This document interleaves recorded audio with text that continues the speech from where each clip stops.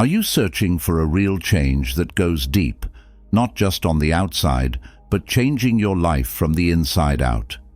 In a world full of short-term fixes and quick solutions, finding a deep and lasting change can seem really hard, like trying to find your way through a maze without any help. But what if the guidance you've been looking for is actually right there, waiting for you, and comes from old, wise teachings? Welcome to the world of Stoicism, a philosophy that has guided individuals through the ages toward living with purpose, resilience, and inner peace. This isn't just another trend or self-help gimmick. It's a profound approach to life that teaches the art of living well, regardless of external circumstances. In this guide, we delve into the heart of Stoicism, uncovering its timeless principles that can empower you to confront life's challenges with grace and equanimity. You'll learn how to harness control over your thoughts and emotions, align your actions with your values, and cultivate a mindset that embraces change as an opportunity for growth. One critical aspect of integrating Stoicism into your life is the power of repetition. Just as the strength of the ocean is in its persistent waves, the strength of Stoicism is in the regular, repeated practice of its principles. Revisiting and practicing Stoic teachings continually helps ingrain these ideas deeply within us, transforming our approach to life's challenges and opportunities. This repetition ensures that Stoicism becomes more than a philosophy. It becomes a way of life, deeply rooted in our daily actions and decisions. Stoicism teaches us that true transformation begins within. By applying its teachings, you embark on a journey of self-discovery and personal development that promises not just temporary relief, but a lifelong journey of fulfillment and tranquility. Whether you're seeking to overcome personal obstacles, find clarity amidst chaos, or simply live a more contented life, this guide is your starting point. Through the wisdom of Stoicism, you'll discover how to transform your life forever, crafting a reality that reflects your deepest aspirations and values. Let's begin this journey together, exploring how Stoicism can unlock the door to a new way of living, grounded in strength, serenity, and profound joy. The old wisdom of Stoicism offers a very different way to live in a world where telling everyone everything about our lives has become normal. The Roman Emperor Marcus Aurelius and the Stoic philosophers Epictetus and Seneca taught us lessons that have stood the test of time. They taught us how important it is to keep some parts of our lives private. Their lessons give us the courage to face life's challenges with respect and peace, knowing that not everything should be shown to everyone. Inspired by their deep insights, let us look at 7 aspects of life that, according to Stoic wisdom, are best kept private. This will help us live a life of virtue, peace, and inner wisdom. Your inner citadel. Marcus Aurelius presented us to the idea of the inner citadel, which is a stronghold inside us where we can find safety and strength no matter what is going on around us. This private space is where our deepest thoughts, battles, and victories stay. It's a place with unmatched privacy, where the watching eyes of the outside world can't see who we really are. In the peace of our inner citadel, we meet our real selves and have a conversation with them that changes how we see the world, what we believe, and even who we are. Stoics think that this inner conversation is very important for getting better and knowing our place in the world. It's a process of constant improvement and thought in which we look at our reasons for doing things, face our fears, and grow values like wisdom, justice, courage, and temperance. It's not meant for the world to see this trip of self-reflection. Talking about the details of our inner change can make it less meaningful and take us off the road of real self-discovery. The inner citadel is also a safe place to escape the chaos of the outside world. It's a place we can go to get away from outside opinions and demands and find peace and understanding. Focusing only on our actions and reactions is a Stoic practice that helps us figure out what we can control and what we can't. We learn this in the quiet of our inner fortress. Being able to tell the difference between these two things is important for staying calm when life is unclear. By keeping our inner citadel holy and secret, we protect its power as a source of strength and resilience. This helps us stay strong in our Stoic pursuit of virtue and inner peace. Your problems and challenges. Going through hard times is a very personal and life-changing trip that shapes us in ways that are unique to each person's experience. Stoics say that the details of our problems should be kept secret because of this. This isn't because they want to keep secrets, but because our growth is so personal. We are called to use traits like patience, focus, and resilience when we face problems. These times put our character to the test and shape it in the fire of trial.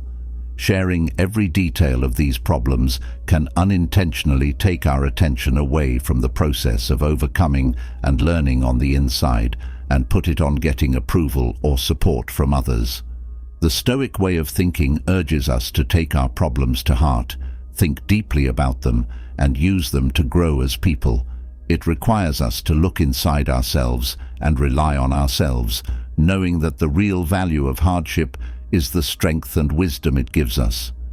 Additionally, keeping our problems private protects our pride and gives us control over our story.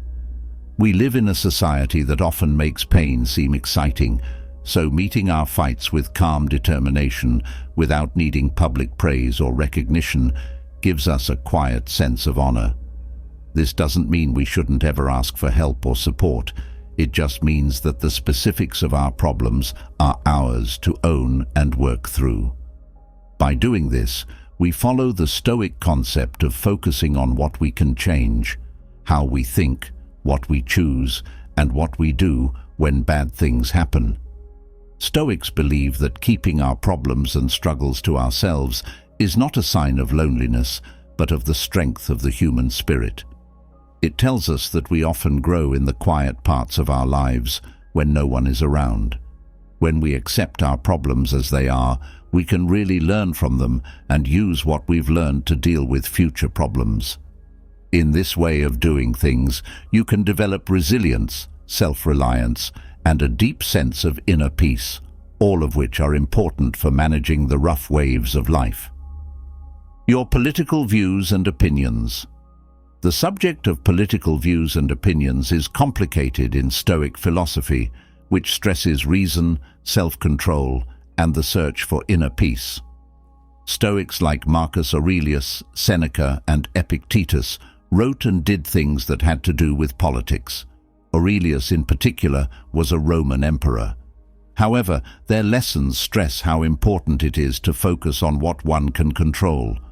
Politics can cause a lot of disagreement, so talking about political views and opinions can sometimes cause needless trouble, stress, and disagreement, which can get in the way of living a good and peaceful life. So, it might be best to keep your political views to yourself so that you can focus on personal growth and moral beliefs. Stoic philosophy says to protect your inner peace and focus on personal virtue. Hiding your political ideas is similar to this. If you choose not to take part in public political fights or say what your political views are, you lower the chance that outside battles will upset your peace. This way of thinking doesn't mean that you don't care about or are interested in politics. Instead, it means that you have chosen to put inner peace and reasonable conversation ahead of possibly divisive public talks. Keeping political views and opinions to yourself also makes it easier to connect with others in a more open-minded way, which can help build community spirit that goes beyond political differences. This action shows the Stoic concept of cosmopolitanism, which says that all people are part of the same society, built on mutual respect and understanding instead of conflict and separation. We make room for conversation that focuses on shared human values and joint growth, when we don't wear our political views on our clothing. This way of thinking pushes us to actively listen and think about things from different points of view, which helps us understand and relate to others better. By doing this, we not only support the Stoic ideals of wisdom and justice in our interactions with others, but we also help build a society where people's differences of opinion don't get in the way of our pursuit of the common good and our humanity. Stoics believe that ideas should be discussed rationally and ideas should be judged on their own grounds. Keeping political views secret respects this belief.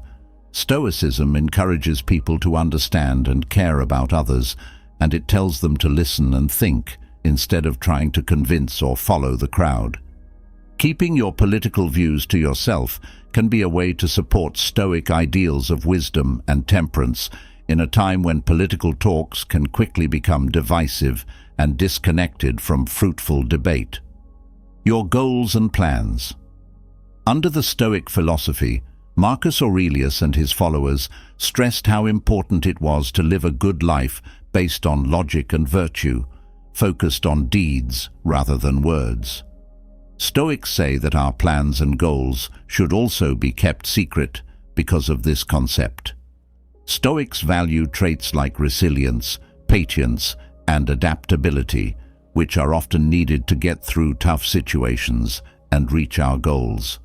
By not telling anyone about our plans and goals, we can keep the focus and inner peace we need to go after them without being sidetracked by outside demands or too much attention.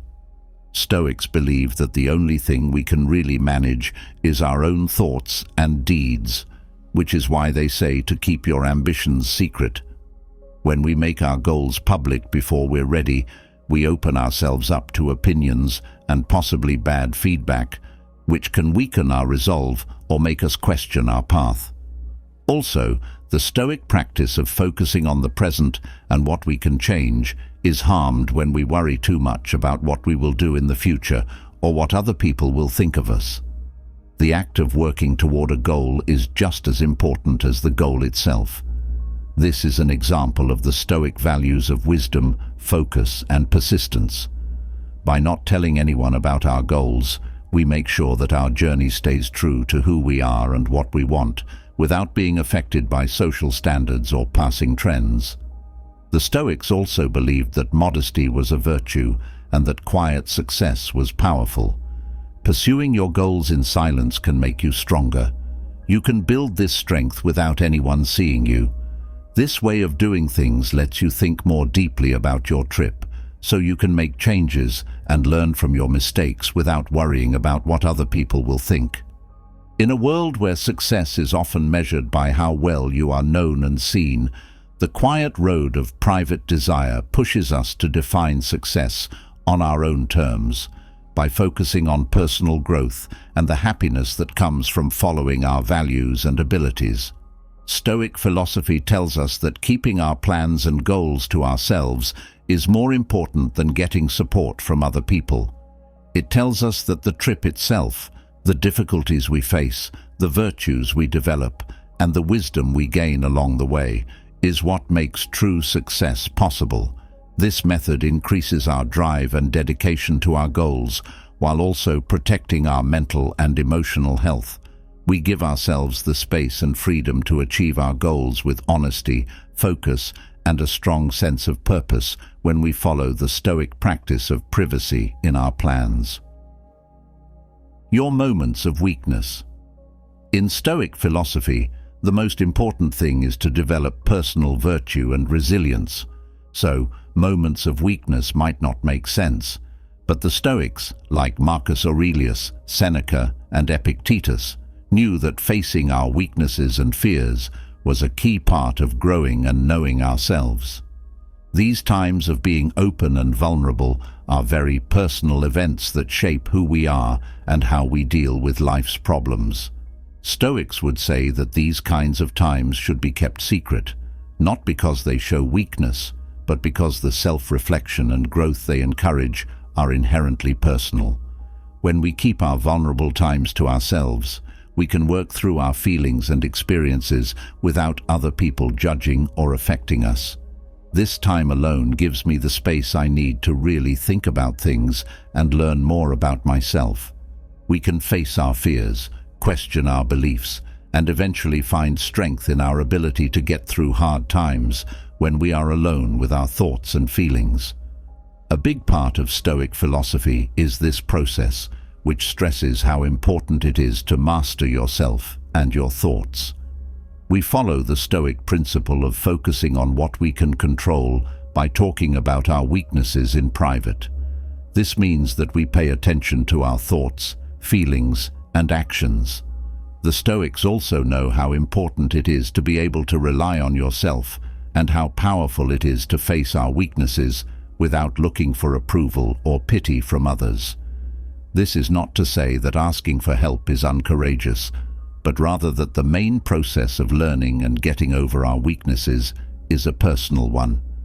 Going inside to deal with our darkest fears and doubts is a sign of the Stoic qualities of courage and wisdom. You can really practice the Stoic ideals of calmness and courage in these quiet moments.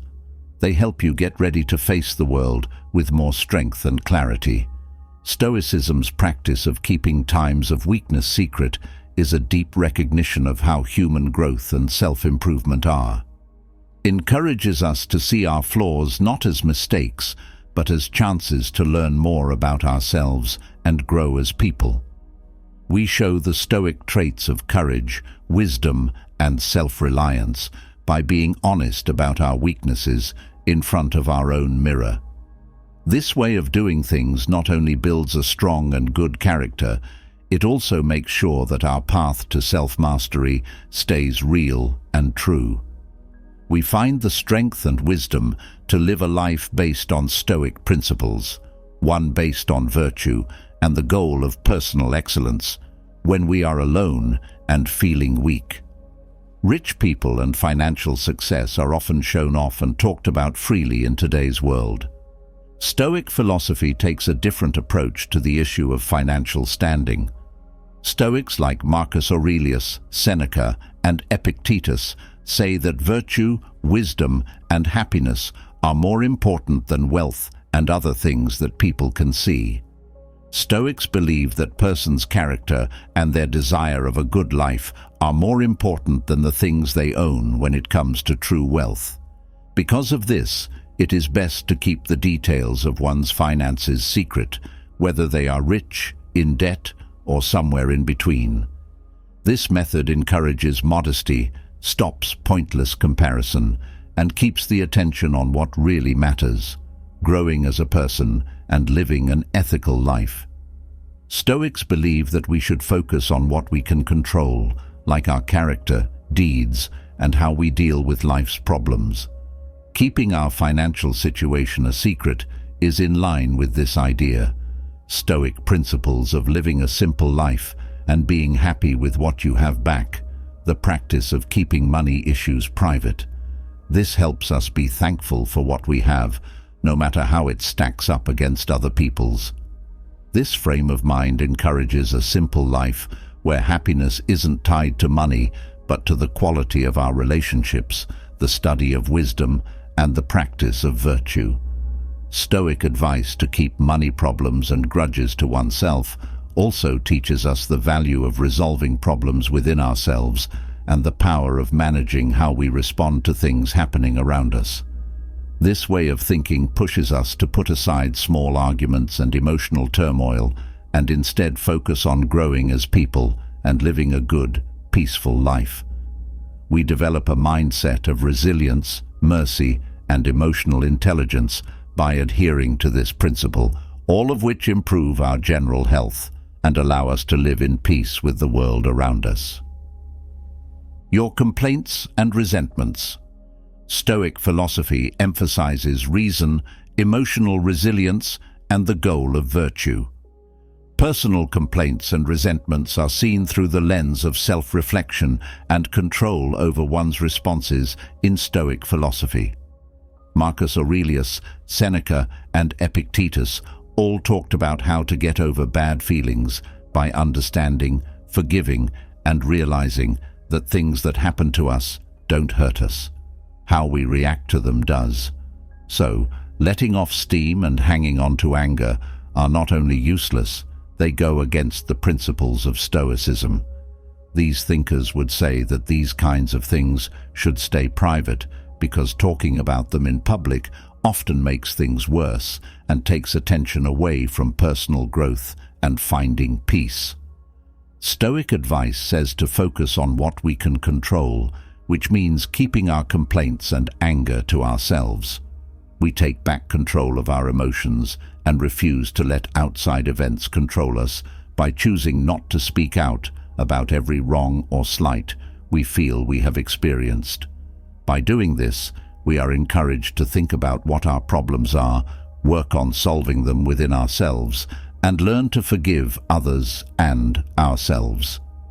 In order to keep our calm and peace of mind in the face of life's unavoidable obstacles, it is a process that develops our mental growth and character strength. The Stoics also thought that actions spoke louder than words. The traits we want to grow are shown by how we handle our complaints in private and how we show resilience and forgiveness through our actions. In addition to being good for our own health, this way of thinking might also make the people around us think about how they react and maybe take a more calm approach to their problems. Stoic advice to keep our complaints and anger to ourselves shows us the worth of resolving problems within ourselves and the power to control how we respond to things that happen in the outside world. We are challenged to rise above small fights and emotional upheaval and instead focus on our own growth and the goal of a good, peaceful life. We develop a mindset of resilience, mercy, and emotional intelligence by adhering to this principle, all of which improve our general health and allow us to live in peace with the world around us. When we think about ourselves alone, we find the strength to let go of bad things and move on with grace and wisdom. Let us use the wisdom we've learned from Stoic philosophy to make our daily lives better. In a world full of noise and people trying to get your attention, choosing to protect our inner space, our goals, our weak spots, our personal limits, and more becomes a source of strength and peace. Remember that the power of privacy is not in hiding who we are, but in honoring the holy places inside of us that promote development, wisdom, and resilience. Let these 7 bases help us grow a garden of peace and virtue in our minds as we go through the busy crossroads of life. May your journey within show you the way forward, and may the riches you choose to keep secret become the foundation of a life filled with meaning, honor, and unwavering inner strength. In the peace and quiet of your own world, may you be able to reach new heights while staying true to the timeless ideals of Stoicism. Early in the morning, when it's still, when everyone in the world is still dozing in silence, there is a question in the air that is almost undetectable but very important. What kind of life do I want to live? Even though this question seems easy, it gets to the heart of who we are and forces us to face the loops of failure, sadness, and overthinking that have trapped generations in a web of unrealized potential. This quiet time to think about yourself is where the path to success starts. Not by making big promises or setting lofty goals, but by making a deep, unshakable promise to yourself. A promise to change, to grow, and to break out of the never-ending circle that has trapped us. Stoic thinkers, who had a deep knowledge of what it means to be human, gave us a way to get through this dangerous terrain by following the timeless wisdom of Stoicism. Epictetus said, "First, tell yourself what kind of person you would be, and then do what you have to do." This quote sums up Stoic philosophy. It's not just about setting goals, it's also about making sure that our very selves are in line with the values of justice, courage, wisdom, and temperance. This is an action call and a reflection that success is not given, but made through the decisions and actions we make every day. In this way, Stoicism is not just accepting what happens, it is an active participation in life, a promise to live by the ideals we value, despite the chaos and stresses in our lives outside of them. There will be failures, losses, and a lot of overthinking on the way to becoming a great person. The Stoics said that the first step to becoming great is to think about yourself and tell yourself what you want to become. But this isn't just about making plans or goals. It's about figuring out what kind of man you want to be and becoming that man in line with nature and virtue. You have to picture the version of your character who always does the right thing, no matter what the world's chaos, stresses, and challenges are like. By Stoic philosophy, this is the real start of a dedicated life, where all of your thoughts and actions are in line with this better version of yourself. Help us get together with this, to get out from underachieving and break free from the chains that hold us back, to rise with courage and conviction and build a shining history that goes beyond the limits of our past. When we take careful steps, make decisions with purpose, and face challenges with unwavering resolve, we not only set ourselves up for success, but we also encourage those around us to start their own journey of change. Let's say goodbye to mediocre and take a bold step into a future full of opportunity, meaning, and unmatched success. Lesson 1. How we see things shapes our world and is the basis of inner peace. The first and maybe most important thing that Stoicism tells us is how powerful our thoughts are. Being able to stay focused on our inner guide is very important in a world full of distractions and outside forces. Taking control of our thoughts and feelings gives us the strength to question the status quo, to rise above mediocrity, and to pave the way for success. The first step to breaking out of the circle of failure and becoming a great person is to realize that our views have the power to change our reality. We give ourselves the tools we need to handle life's difficulties with poise and resilience by adopting the Stoic principles of emotional control, reason, and concentration. This road isn't simple, and there are things that could get in the way. But the problems we face are what make us grow and change. We are always at an intersection. We can see problems as impossible to solve or as chances to learn and grow. This choice, which may not seem important by itself, has a big impact on the course of our lives. We can prepare for the ups and downs of life by choosing the Stoic practice of seeing difficulties as opportunities for virtue. This change doesn't just affect how we think about life, it also changes how we actually live it. Every day stops being a list of problems that need to be solved. Instead, it becomes a chance to practice traits like patience, resilience, and courage. This lesson, which is easy in words but has huge effects, makes us think about how we relate to the world in new ways. According to this idea, the real battlefield where success is made is inside our own heads. Breaking the circle of failure starts with how we see things. To do this, we need to not only understand Stoic principles, but also be resolute in our efforts to live by them in every part of our lives. Lesson 2. Becoming stronger by accepting what will happen is called resilience. Stoicism is a strong way to learn how to accept fate and break out of the circle of failure, sadness, and overthinking that often gets in the way of our success. This old philosophy says that we can choose how to respond to things that happen to us, even if we can't change the things themselves. Stoic philosopher Marcus Aurelius tells us to accept that everything that happens to us is part of the universe's bigger, more reasonable order. Accept the things that fate binds you, he says, emphasizing how important it is to accept our situations with courage and peace of mind. This acceptance is not an inactive giving up. It's an active participation in life, recognizing where we are now and aiming for greatness within those limits. Stoic practice of accepting fate is more than just putting up with life's ups and downs.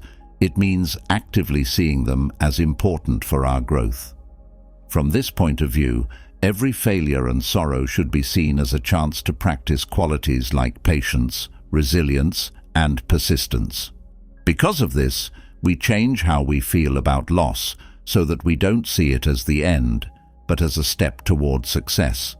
This change in how people think is very important for breaking the loops of hopelessness and underachievement that last for generations. Failure shows us that our power is not in avoiding it, but in how we deal with it, which helps us develop an attitude that is focused on learning and getting better all the time. In addition, this Stoic lesson gives us the courage to stop overthinking, which stops us from acting and makes us unhappy. We find a reasonable way to deal with life's problems when we accept our fate and work hard in the areas we can change. Finding this balance between accepting things as they are and taking action is what will help us reach our goals and reach our full potential. It keeps us from getting stuck in analysis paralysis and lets us move forward even when we don't know what will happen.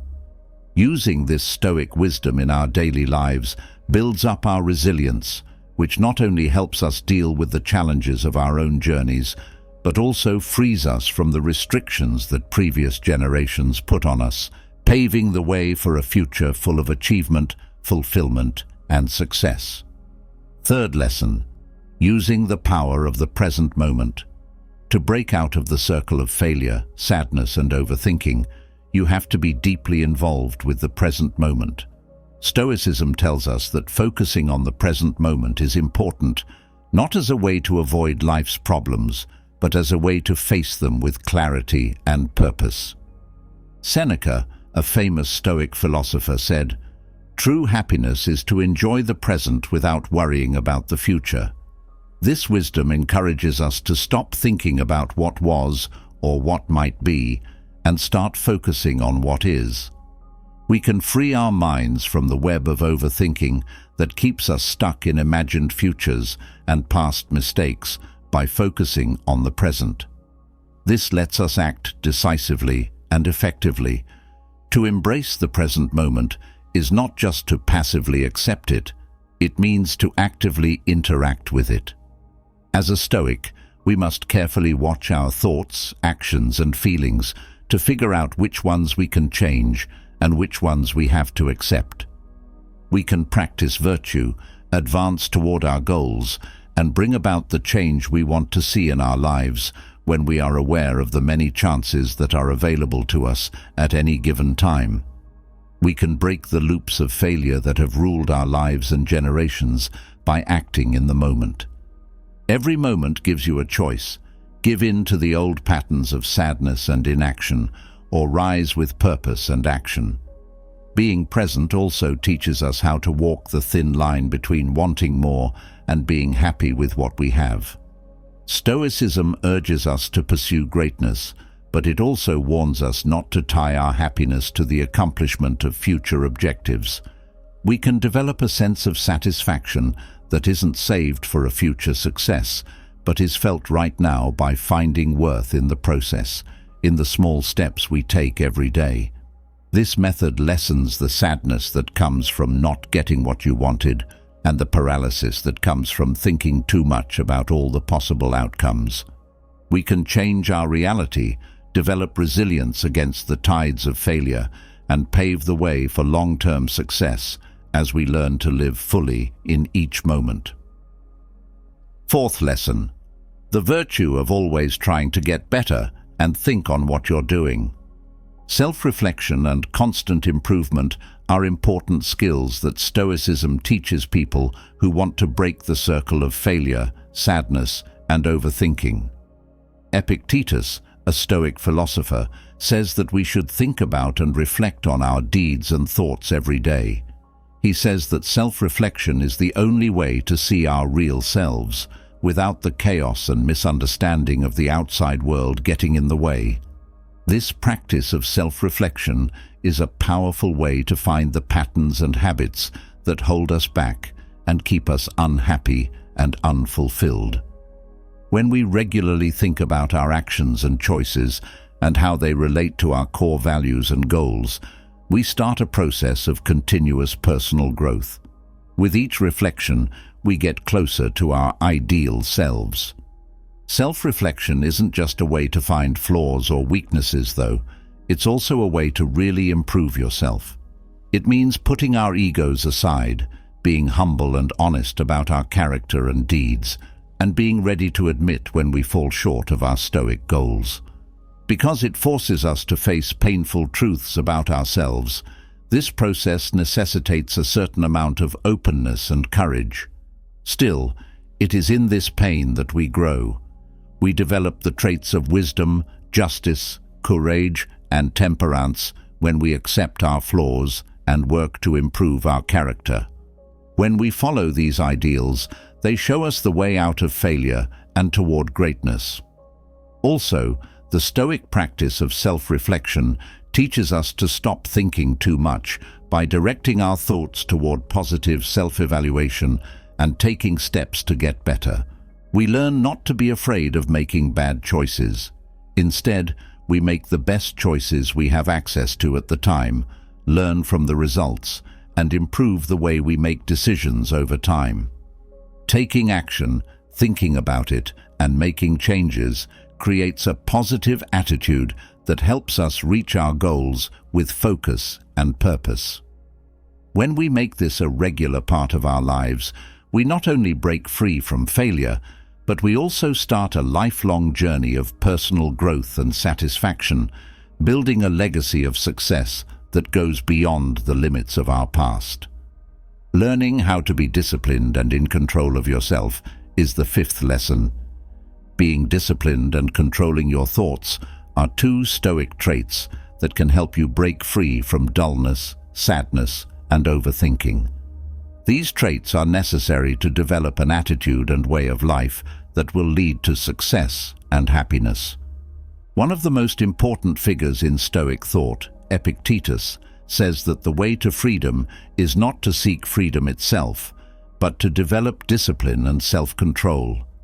This seemingly contradictory wisdom says that controlling your own actions and desires is the first step to truly controlling your life and its results. By following strict rules in our daily actions, thoughts, and routines, we give ourselves the tools we need to break free from the ties of laziness and delay that keep us from reaching our goals.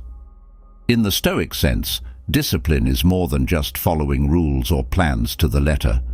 It also means making your own inner order that fits with your values and goals.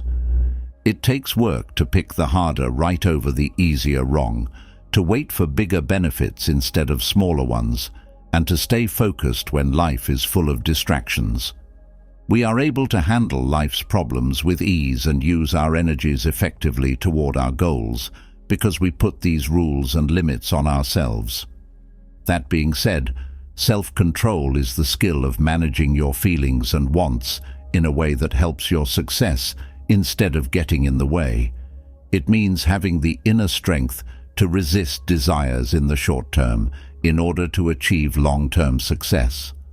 Also, learning discipline and self-control is a powerful way to treat the problem of overthinking. When we train ourselves to act quickly and with purpose, we leave less room for the doubt and indecision that make us think too much. This proactive approach to life supports a mindset of action over rumination, where each choice is made from a place of strength and clarity rather than fear or worry. We break the circle of failure and set a new standard for what is possible in our lives when we practice these Stoic values. We can all reach our full potential for greatness by being disciplined and controlling ourselves. This will help us find success that has meaning and lasts. Lesson 6. The power of being able to change and adapt. To stop the circle of being average, being let down, and overthinking and become successful, One must use the Stoic virtue of adaptability. The Stoics, who have a deep understanding of how unpredictable life is, promote the idea of accepting change as a way to grow and develop resilience. Seneca, a great figure in Stoic philosophy, said that being too set in our plans or hopes can cause us to suffer and be frustrated. But instead, he pushed for an open approach to life's problems, telling us to change our plans and ways of thinking when things change. We can handle the difficulties of life with grace because we are able to change. We can turn setbacks into chances to learn and grow. Stoic adaptability refers to an active engagement with the present moment, armed with the wisdom to recognize what is within our control and the calm to accept what is not. It does not mean apathy or a lack of desire. By making our thoughts open to change, we can break free from the crippling grip of overthinking and the sadness of having our hopes and dreams not come true. We can change direction when we need to and look for new ways to act that are in line with our long-term goals and core values. This desire to change and grow is what will help us get past the shackles of failure and find a way to success that can adapt to the ups and downs of life. Accepting change also encourages a culture of new ideas and imagination, which are important for striving for greatness. We develop a resilience that is immune to the fear of failing when we see every new challenge as an opportunity to learn and change. People around us are more likely to adopt the same attitude, which is good for our own personal and professional growth. As we learn to handle life's ups and downs with ease and confidence, we show others how to break free from loops of failure and not achieving their goals. Not only do we succeed, but we also help move society toward one that is more flexible, strong, and successful. Lesson 7. Why it's important to set limits and make lists. To break out of the loop of failure, sadness, and overthinking, it's important to learn how to set clear limits and make good decisions about what to do first. Stoicism, which stresses living in harmony with nature and focused on what's important, teaches us how important it is to know the difference between what really counts and what doesn't. In his writings, Marcus Aurelius tells us to focus our minds on what we can control. He suggests that we intentionally direct our actions, thoughts, and emotions toward the things that are most important to us.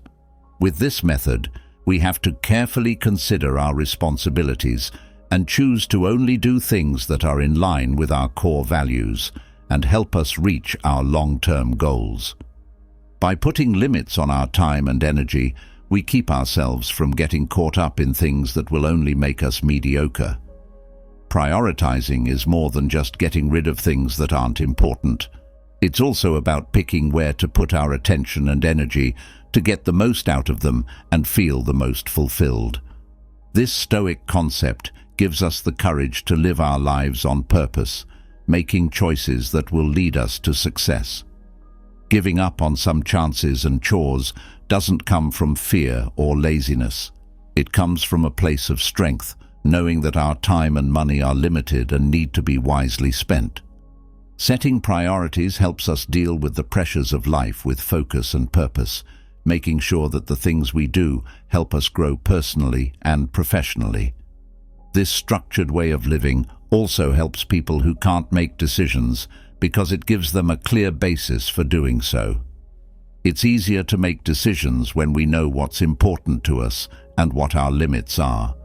This clarity clears out the mental clutter that often keeps us from making decisions and putting things off, letting us move forward with confidence.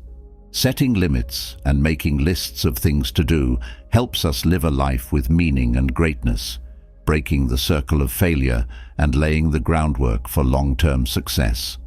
Stoic wisdom not only helps us reach our goals, but it also makes sure that our trip is filled with wisdom, self-respect, and inner peace.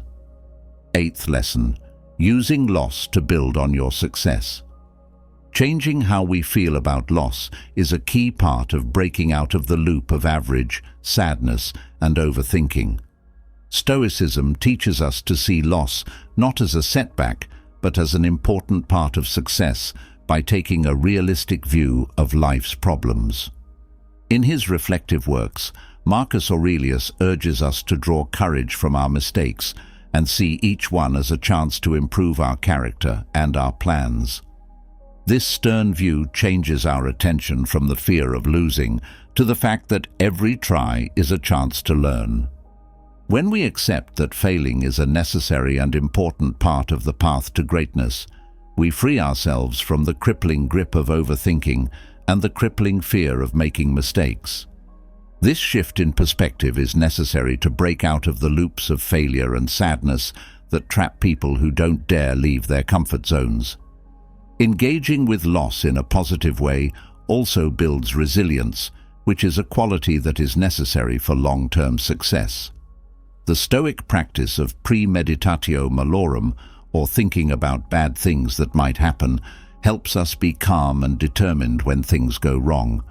It helps us prepare for problems and failures, not so we can focus on them, but so we can come up with ways to get past them. This proactive method makes sure that when we fail, we don't give up, but are instead ready to look at what went wrong, learn from it, and move on with more strength and understanding. When we see loss as a stepping stone instead of a problem, it changes our path to success into a trip of constant growth and self-improvement. Achieving great things and being happy is possible by breaking the circle of failure. Lesson 9. Adopting the Stoic idea of being self-sufficient to be successful. The Stoic concept of self-sufficiency is at the heart of breaking out of the circle of failure, sadness, and overthinking. Stoicism teaches that the only way to truly be free and powerful is to depend on yourself for happiness and satisfaction instead of looking for it in other people's approval or accomplishments. This idea, supported by thinkers like Seneca and Epictetus, urges us to build an inner fortress of peace and strength from which we can draw courage and inspiration. By working on being self-sufficient, we give ourselves the tools to handle life's ups and downs calmly, making sure that our happiness and success are not dependent on how things change in the outside world. To break free from the chains of failure, this change in thinking is essential. It takes us away from the never-ending search for external benefits and toward a more important, virtue-driven life. Self-sufficiency also gives you a clear sense of purpose and direction, which is very helpful for getting over thinking and not making decisions. When our sense of worth and joy comes from inside us instead of outside, we are less likely to give in to the worries and pressures that keep us from achieving our goals and being happy. Knowing that our happiness is not dependent on approval or success from others, this inner steadiness enables us to face life's obstacles with confidence and resilience. The Stoic principle of self-sufficiency also gives us the courage to take responsibility for our lives and deeds, allowing us to set our own goals for achievement. We know that we have the power to change our lives, so we don't wait for things to change outside of us or for other people to approve of us. By learning to be self-sufficient, we can break out of the circle of failure and make way for real happiness and success. This tough lesson not only gives us the strength and resilience to deal with life's problems, but it also gives us the power to make our lives fit our values and goals. The 10th lesson is about striving for greatness through work and giving back. To get out of the circle of being average, being let down, and overthinking, Stoicism teaches us that what really matters is how we affect other people, not what we accomplish ourselves. This deep understanding pushes us to put aside our own needs and strive for greatness by helping others and working for the greater good. A famous Stoic philosopher named Seneca stressed the significance of leading a life of virtue and morality that is based on a sincere care for the well-being of others. He thought that the only way to be truly great was to use our skills and resources to help others and leave a legacy of kindness, wisdom, and giving. This Stoic principle shows how charity can change things and break the cycles of not achieving our goals and being unhappy that often get in the way of our success. By putting the needs of others ahead of our own, we not only find more meaning and satisfaction in our lives, but we also encourage those around us to do the same.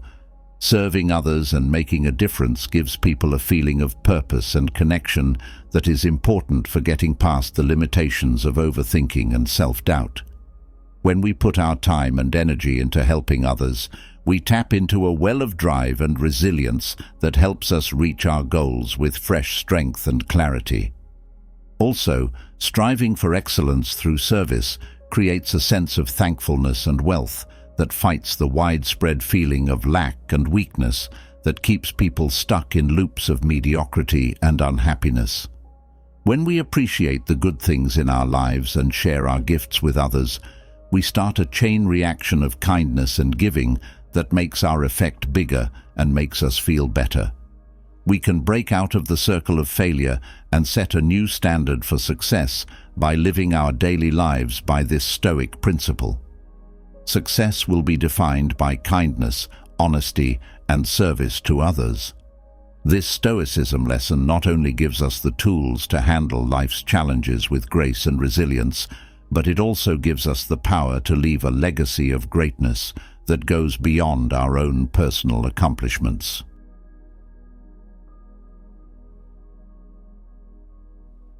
Imagine being in the beautiful, peaceful nature, where the only thing that sounds is the question, how can we find clarity in the midst of the chaos of daily life? The ancient Stoics taught us that focusing on oneself is powerful, that we can control what we can reach, and that we can turn problems into possibilities. Read this wisdom and think about how you can use it to live a more meaningful and peaceful life. You will learn how focusing on yourself can change how you see the world on this journey of self-discovery and resilience. Thank you for coming to the start of a change. Good to see you here, focused on yourself. Please sign up right away, share your thoughts in the comments, and give us a like if you agree. We will learn how to handle life's storms with peace and strength by working together. We will master the art of resilience and real freedom. Don't pass up the chance to change the way you see things and deepen your inner journey with timeless lessons. Mastering your emotions. As we go through life, we often face situations that test our patience, our emotional balance, and most of all, our ability to stay calm in the face of chaos. Epictetus, an old philosopher, taught us a truth that is still incredibly true today.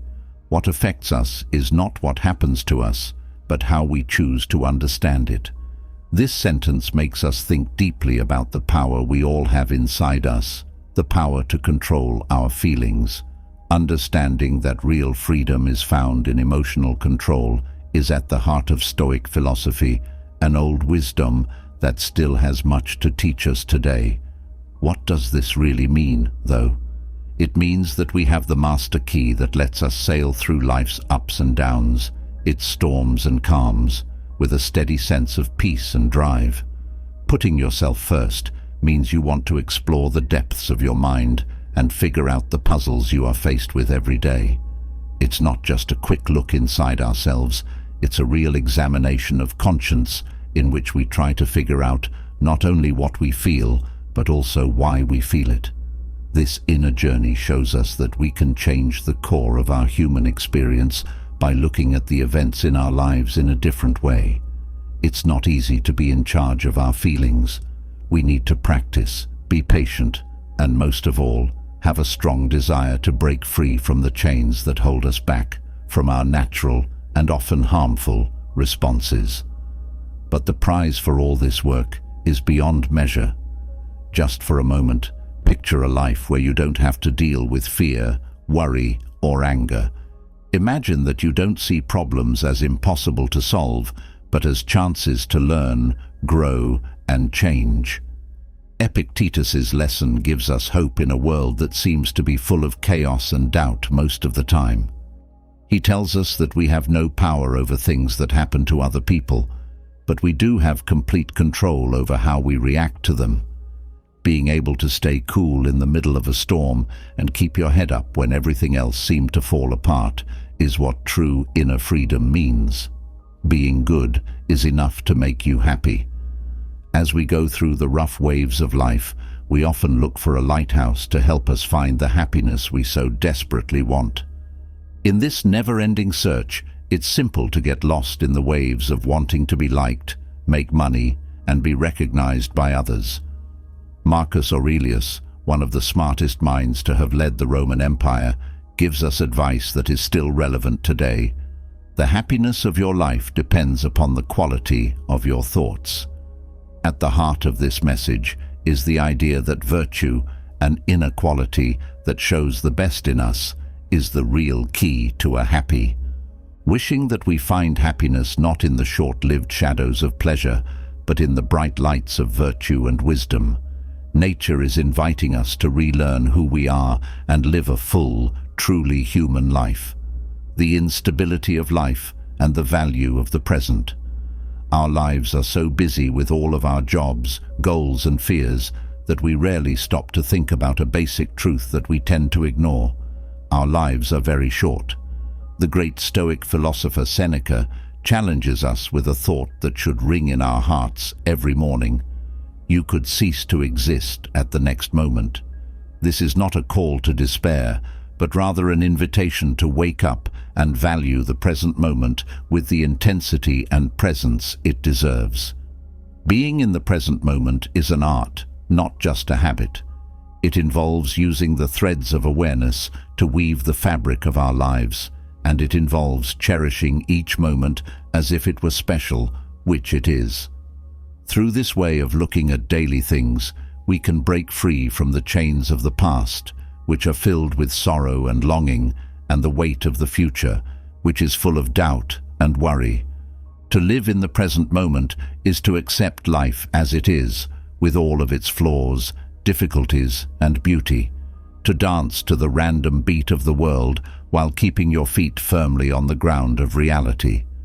Stoicism's central tenet, the value of the present, does not advise us to ignore the past or the future.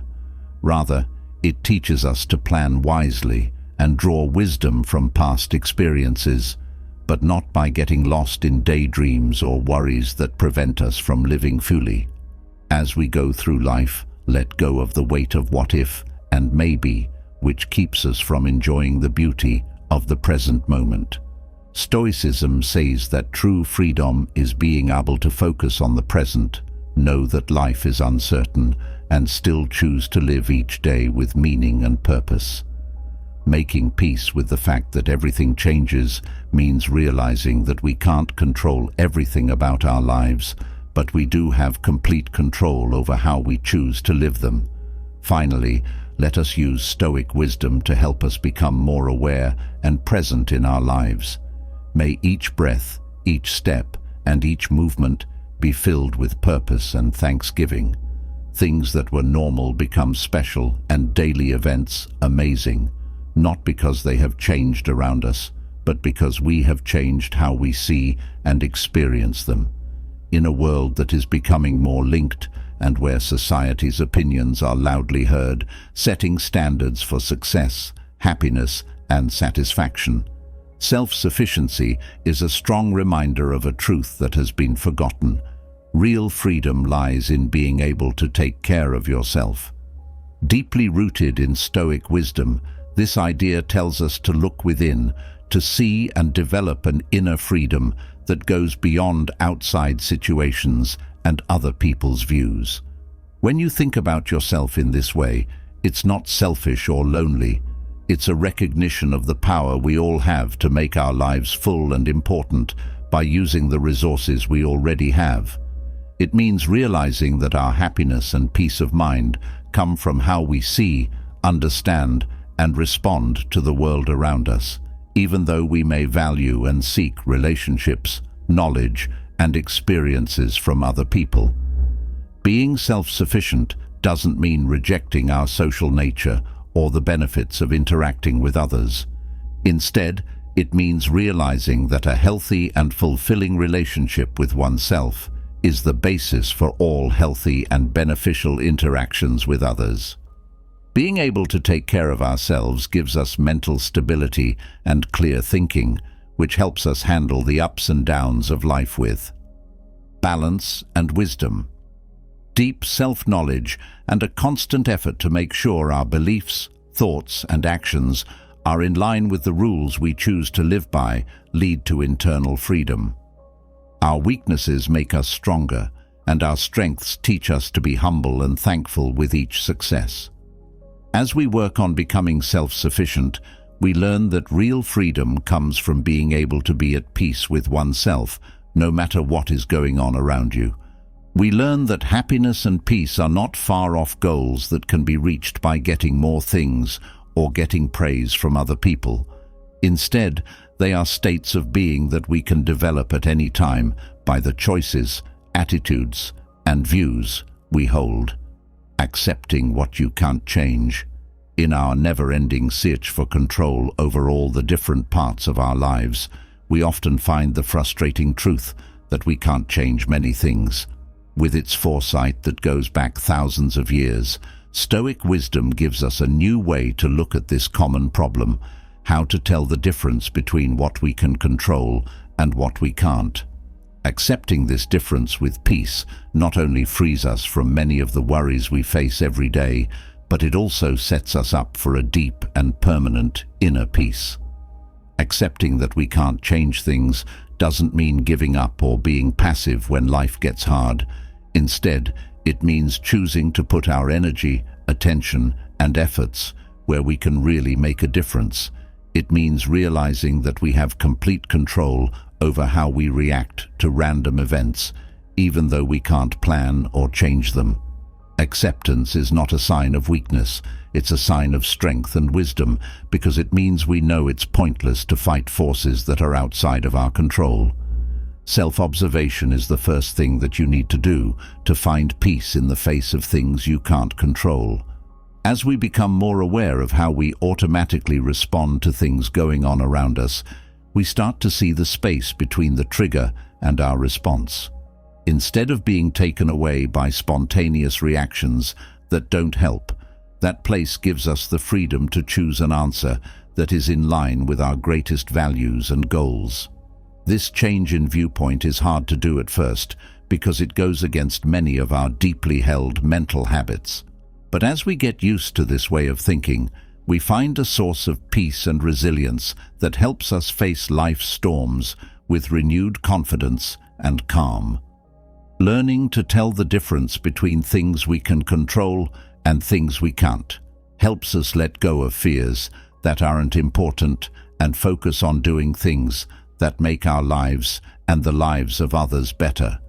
This acceptance also teaches us to value and be grateful for the lessons and experiences that life gives us, even the ones that seem bad at first. When we accept the flow of life with openness and flexibility, we develop a thankfulness that changes how we interact with the world.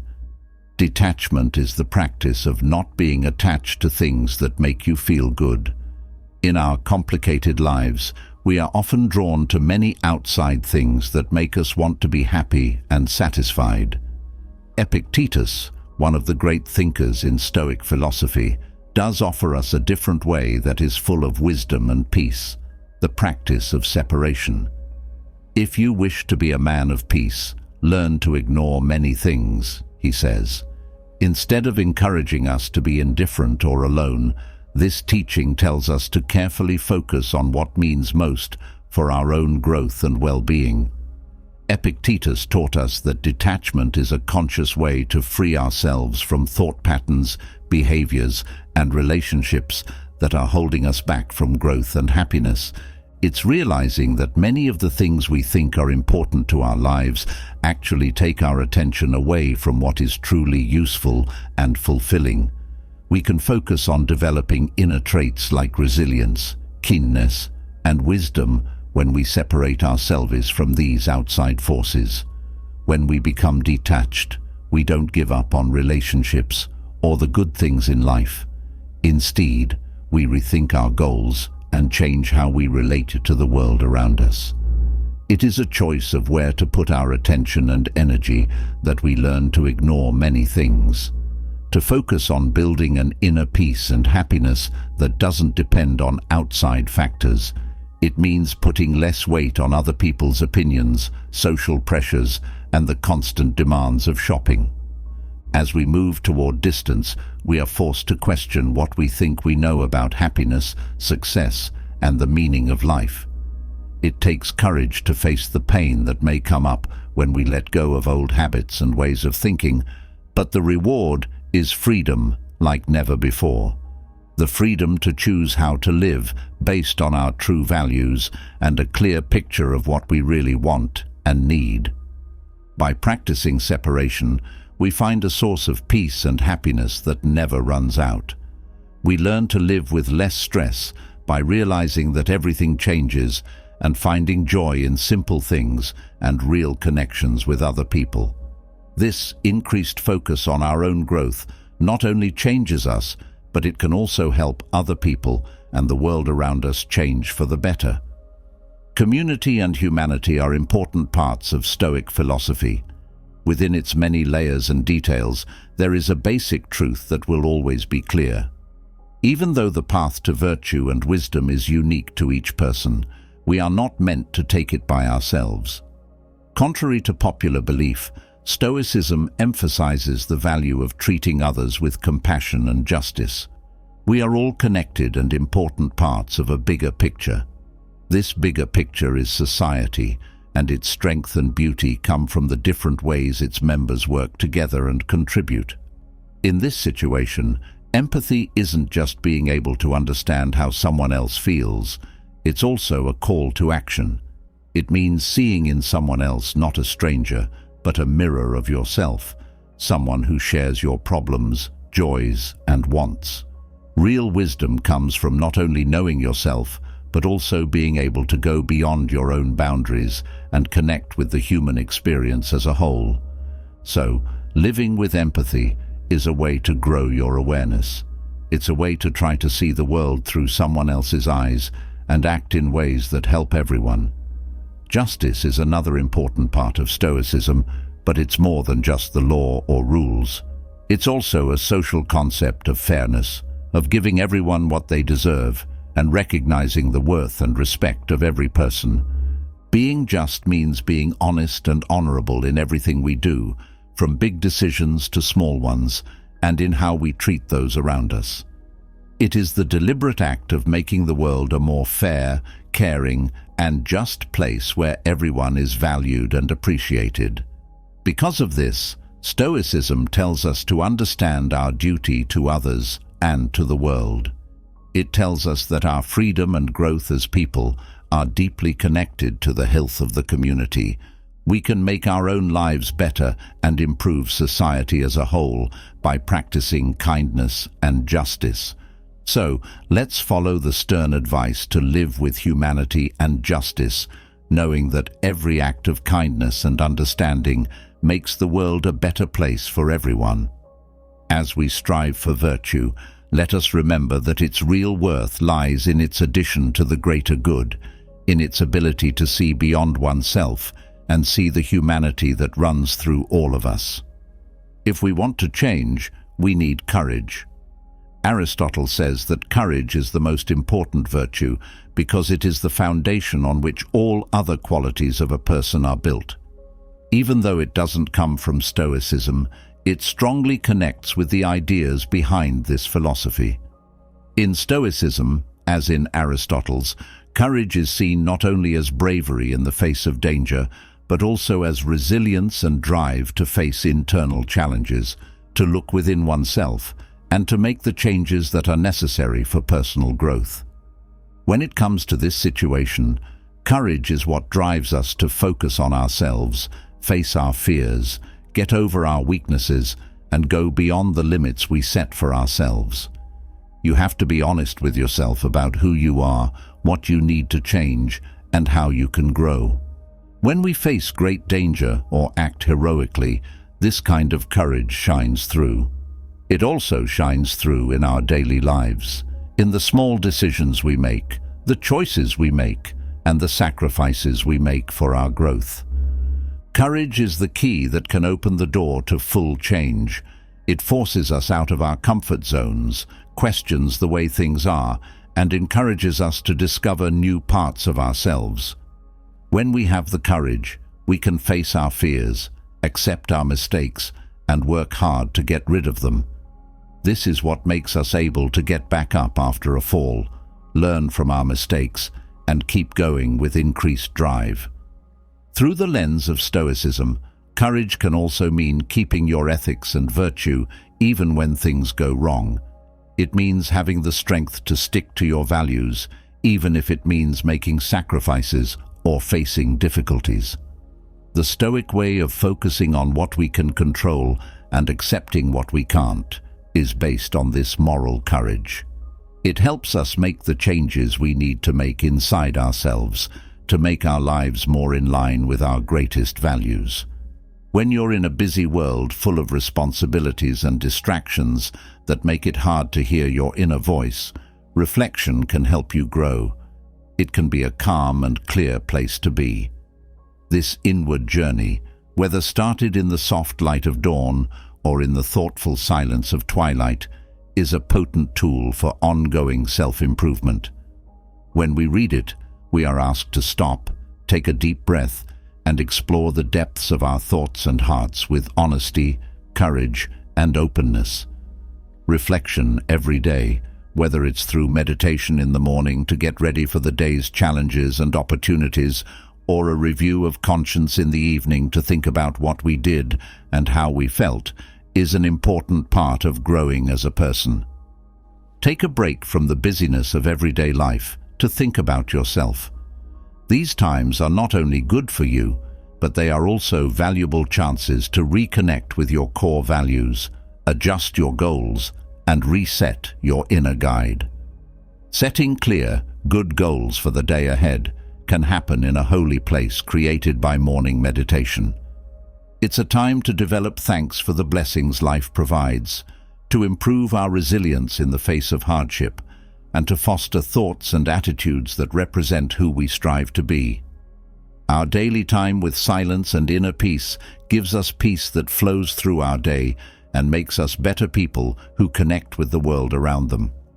On the other hand, a review of consciousness in the evening is just as good. It gives us a chance to think about what we did, enjoy our successes, and admit our mistakes so we can learn from them. This process of evaluating ourselves is essential for becoming more self-aware and encouraging positive changes in our actions and attitudes. Thinking about what we do and how it affects other people makes us more aware of our habits, which is the first step toward real and long-lasting change. Daily thought is also good for fighting off superficiality and spreading out. It shows us how to value depth and relationship and how to live a more purposeful life. We are investing in our health, our peace of mind, and our ability to make a good difference in the lives of those around us when we make time for this practice. Freedom through discipline. In our lives, where freedom and restriction are often tangled together, a strange but deeply freeing truth emerges. Discipline is the key to real freedom. At first look, it might not make sense, as if freedom and control were two forces competing for our lives. What we find out is that discipline is actually what real freedom is built on when we look into this relationship more deeply. Instead of just being a limit or a tight set of rules from the outside, discipline is a sign of self-control and independence. It means consciously aligning our wants, thoughts, and behaviors with our most important beliefs and long-term goals. We are not shackled by a harsh bond when we learn the art of discipline. Instead, we are freeing ourselves from the chains of recklessness, procrastination, and dispersion that keep us from reaching our full potential. Discipline gives us freedom that goes beyond outside situations because it lets us act not in response to outside forces, but because we choose to, in a way that is in line with who we are and who we want to be. Freedom means being able to say yes to things that make us better and no to things that make us worse. It also means being able to follow our hobbies with focus and drive and live a life that has purpose and meaning. Also, discipline frees us from the chains of habits and actions that hurt us. It helps us make our daily lives more clear and purposeful, so that every action we take is a choice for our own happiness and well-being. Discipline teaches us to be in charge of our own lives, to make good use of our time and energy, and to develop resilience in the face of difficulties. But getting better at this discipline takes time, effort, and most of all, kindness toward ourselves. When things go wrong, the urge to give in to instant wants will seem impossible to fight. But it's exactly in these times that real discipline shows up, not as a punishment, but as a soft reminder of our inner promises to ourselves. So, let's see discipline not as a way to hold us back, but as a way to freedom. It should be the guidance that leads us through life's storms and fogs, keeping us steady on our path to a more real, happy, and free life. May the control of our wants, thoughts, and actions be the key that opens the doors to real freedom, a freedom that isn't based on outside events, but on the honesty and purpose with which we choose to live each day. You can take the next step with us by joining our group. We are at a turning point where the road ahead is both difficult and lit by the hope of growth. It's realizing that many of the things we think are important to our lives actually take our attention away from what is truly useful and fulfilling. We can focus on developing inner traits like resilience, keenness, and wisdom when we separate ourselves from these outside forces. When we become detached, we don't give up on relationships or the good things in life. Instead, we rethink our goals and change how we relate to the world around us. It is a choice of where to put our attention and energy that we learn to ignore many things, to focus on building an inner peace and happiness that doesn't depend on outside factors. It means putting less weight on other people's opinions, social pressures, and the constant demands of shopping. As we move toward distance, we are forced to question what we think we know about happiness, success, and the meaning of life. It takes courage to face the pain that may come up when we let go of old habits and ways of thinking, but the reward is freedom like never before. The freedom to choose how to live based on our true values and a clear picture of what we really want and need. By practicing separation, we find a source of peace and happiness that never runs out. We learn to live with less stress by realizing that everything changes and finding joy in simple things and real connections with other people. Stoic philosophy has a lot of different layers and details, but at its core, there is one truth that will always be clear: community and humanity. Even though the path to virtue and wisdom is unique to each person, we are not meant to take it by ourselves. Stoicism, in contrast to what some might think, emphasizes the value of treating others with compassion and justice. We are all connected and important parts of a bigger picture. This bigger picture is society, and its strength and beauty come from the different ways its members work together and contribute. In this situation, empathy isn't just being able to understand how someone else feels. It's also a call to action. It means seeing in someone else not a stranger, but a mirror of yourself, someone who shares your problems, joys, and wants. Real wisdom comes from not only knowing yourself, but also being able to go beyond your own boundaries and connect with the human experience as a whole. So, living with empathy is a way to grow your awareness. It's a way to try to see the world through someone else's eyes and act in ways that help everyone. Another important part of Stoicism is justice, which is more than just following the rules. It is based on the moral concept of fairness, which means giving everyone what they deserve and recognizing the worth and respect of every person. Being just means being honest and honorable in everything we do, from big decisions to small ones, and in how we treat those around us. It is the deliberate act of making the world a more fair, caring, and just place where everyone is valued and appreciated. Because of this, Stoicism tells us to understand our duty to others and to the world. It tells us that our freedom and growth as people are deeply connected to the health of the community. We can make our own lives better and improve society as a whole by practicing kindness and justice.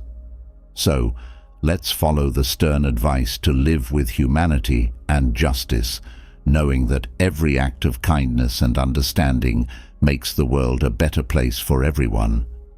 As we strive for virtue, let us remember that its real worth lies in its addition to the greater good, in its ability to see beyond oneself and see the humanity that runs through all of us.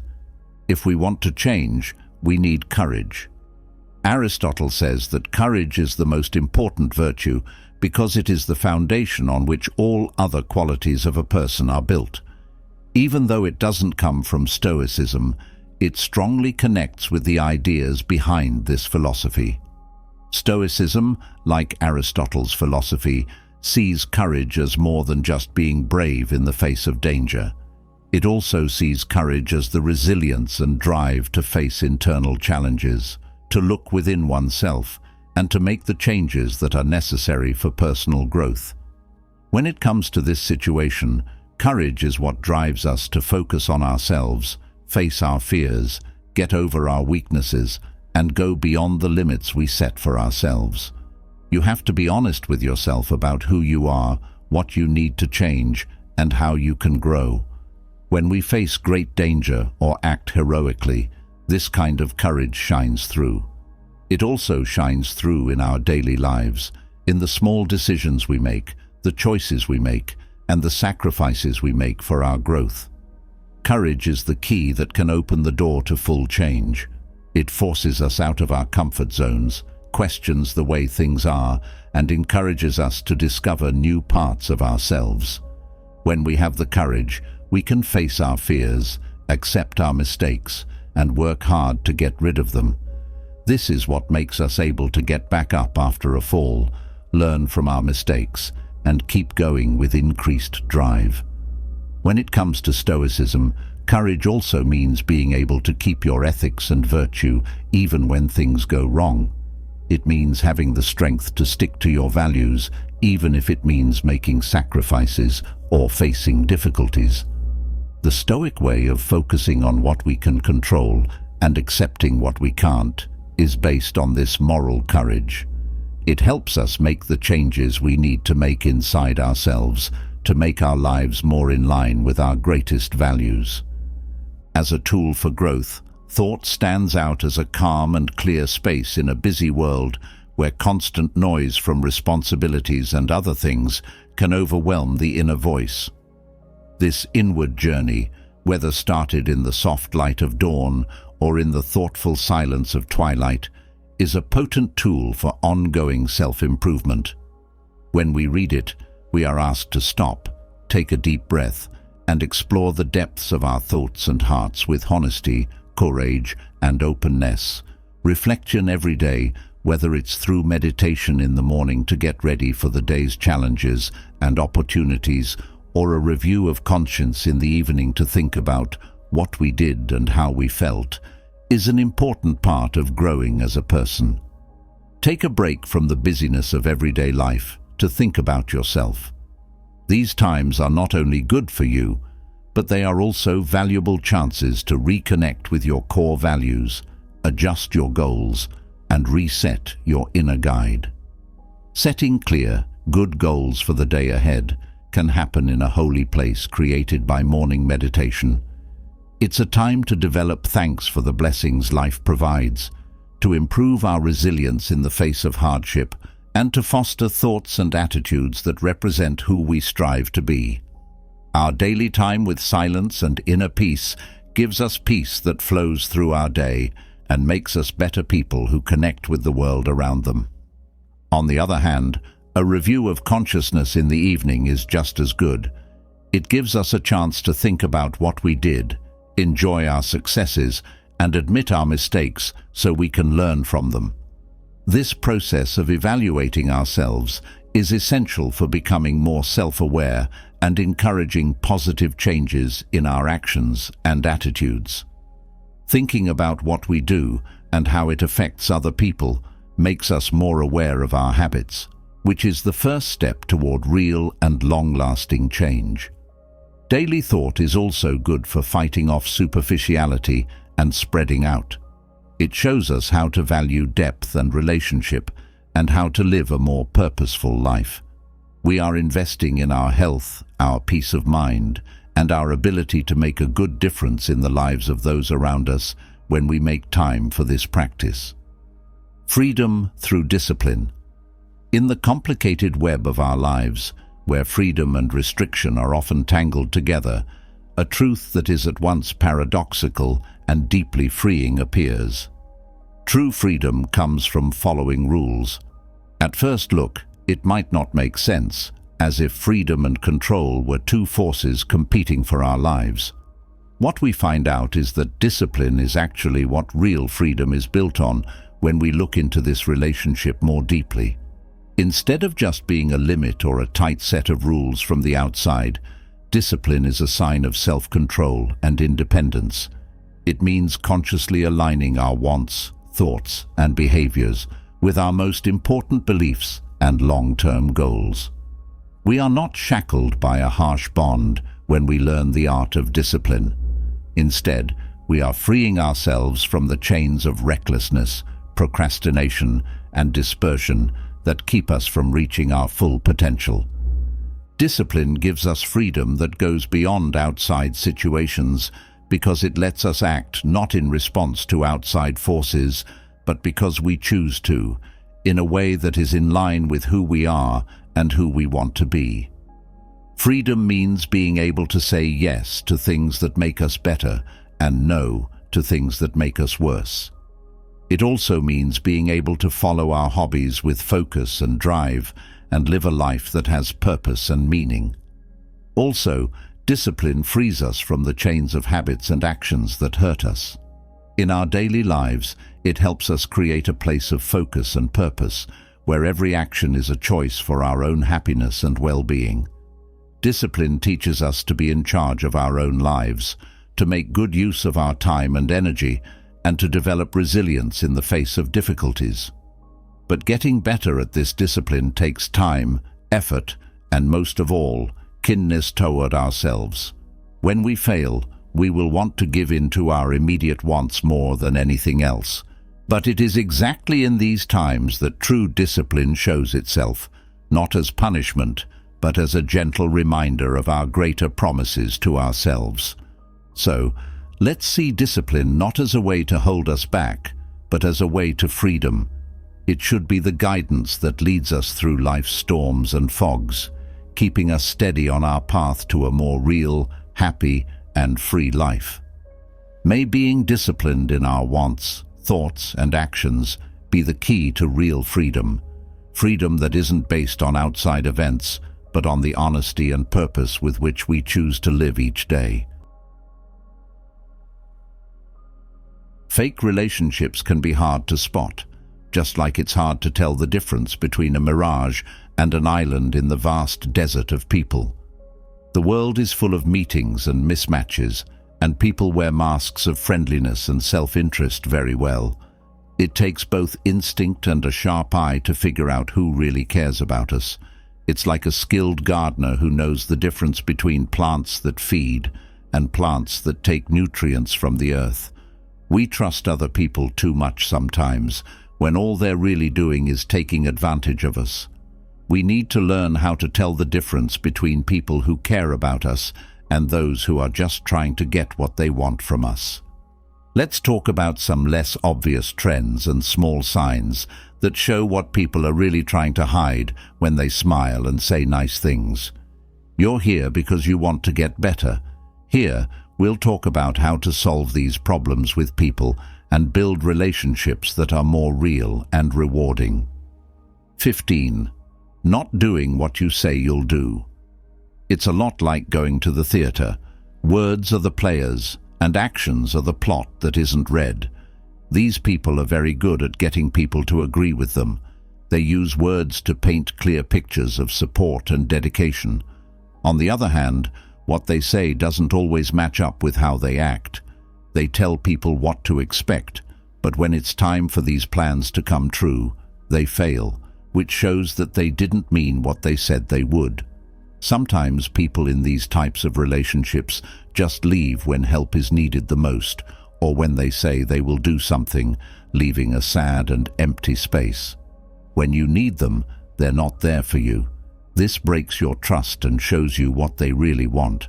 They are lying to get you to believe them, give them money, or help them out without expecting anything in return. You can tell the difference between people who see relationships as two-way streets of mutual respect and support, and people who only see them as ways to get what they want by how often they break promises. When people are let down, they often learn a hard but necessary lesson. Not all vows are made with honesty and morality in mind. It is very important to look for people who break their promises if you think they might be trying to take advantage of you. Things people do reveal more about them than what they say, revealing what they really mean. People can handle the difficult world of relationships better and keep their trust and mental investment safe if they are aware of this trend. Number 14. Compliments that are rude or hurtful to other people.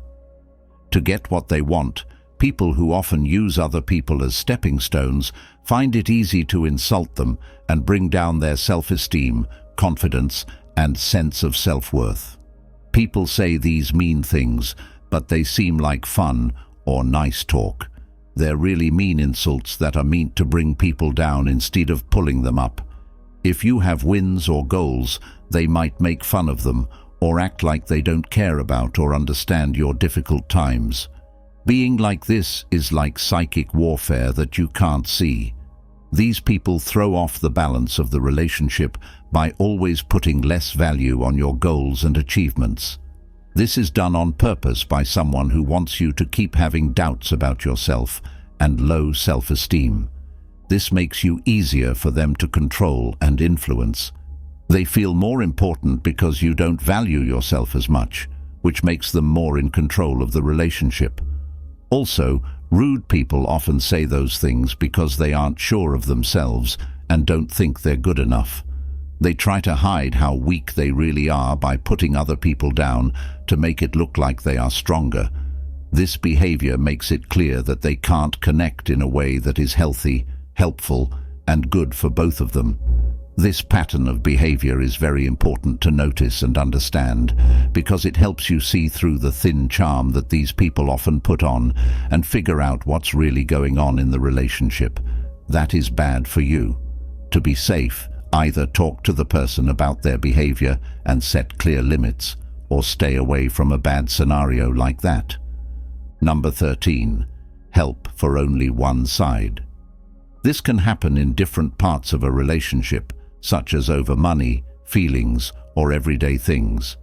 People who use the service may take money or resources from others and say they will pay them back or reciprocate, but this could never happen. As people, they may count on each other a lot for support, praise, and care, but not give much back. People might regularly ask for help, time, or favors if the roles were switched in real life, but they would be absent or too busy when the other person needs help. When two live things are parasites, one gets better at the expense of the other. This unfairness is like that.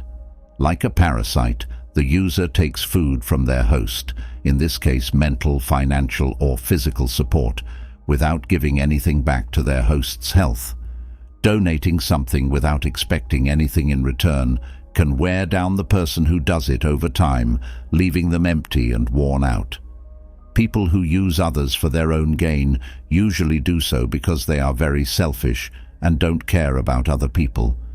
In this case, the person sees relationships as deals, judging them by what they can get from them instead of what they can give. This view of relationships is basically flawed because it doesn't value treating each other with respect, helping each other, and giving and taking. To spot this pattern, you need to be able to clearly see the ongoing lack of trade and the sense of being let down all the time in the relationship. To be honest, you have to say if the talks make you feel appreciated and important, or used and not important. 12. Don't worry about how you feel or what you want. If someone keeps ignoring or lowering their emotional environment, it's like taking care of a yard, but ignoring all the other flowers that want to grow. In this case, the user's needs and wants come first, and yours are ignored or pushed to the side. When they do or say something, it hurts your mental health and makes you feel like you're not an important part of the relationship. There are several ways that this lack of care can show up. It might be clear if they don't care about your mental needs and aren't there for you, or understand when you're weak or need help. This is clear when their story drowns out yours, and they don't care about what you think or decide. They might not notice what you've done well, or even worse, they might play down your problems by making fun of the things that are really hurting you. This isn't just careless. They're doing it on purpose to stay in charge of the relationship by making your wants and feelings seem less important. People who use this service make you feel bad about your own worth, which makes you easier for them to control and move. There is a small but powerful way to manage someone's feelings in this way. The worst thing about this situation is that it really hurts people's emotional health. Being known, heard, and accepted is very important. If you don't get these needs met, it can make you feel alone and lower your self-esteem, even if it looks like you have a partner. To get through this, you need to know how to spot the signs of mental abuse. This information will help you stay away from relationships that could be bad for your mental health. It gives you the strength to look for relationships based on care, respect, and giving and receiving. Number 11. Harassing people with your feelings. The person who is lying usually starts out slowly, acting like they care and are paying attention. When used on someone else, though, this mask quickly turns into a way to make that person feel worried, bad about themselves, or guilty. They are good at using your feelings against you by giving you compliments to feel good when it suits them, and then being very critical or putting you down when they want you to doubt yourself and rely on them. Think about what makes a gardener different from a weak plant. A good gardener knows how to take care of plants by making sure they get enough water and sun. That person who plays with your emotions is like a careless farmer who gives the plant too much water and then lets it dry out. To make people feel unsteady, they use strong feelings. This makes the target mentally dependent on the manipulator, always needing approval and support to feel good again. This kind of behavior is usually an attempt to find out more about someone's mental health. They might make your mistakes or wins seem big to keep you questioning your own skills. They could change the facts of the case to make you feel bad about doing normal things. They could also blame someone else, so you have to say sorry all the time. In relationships where someone is trying to scare you, the power dynamic is always off. The manipulator is in charge and decides when to show love and when to pull away, which throws off the target. There is no growth or support for each other. It's about giving in to the manipulator's needs at the cost of the other person's mental health. You need to be very aware of these things to spot mental manipulation. Part of it is noticing the patterns of exchanges that mess with your emotions over and over again. You have to look inside yourself to see how these interactions affect your mental health and sense of who you are. 10th, Not enough real help. Think of a tree in a huge forest. It would get food, protection, and conversation from the trees and weeds around it in a perfect world. This is a tree that stands alone in the desert. There are no other plants around to help or protect it. This is the same as being with someone who doesn't care about you. There is no one to help you, and you're on your own. Your branches are reaching out for company, but it never comes. People in these types of relationships don't care about your projects, goals, or problems, and only do small things to help you. This person could agree with your plans, wish you luck, or even say they support you, but what they do or don't do says more.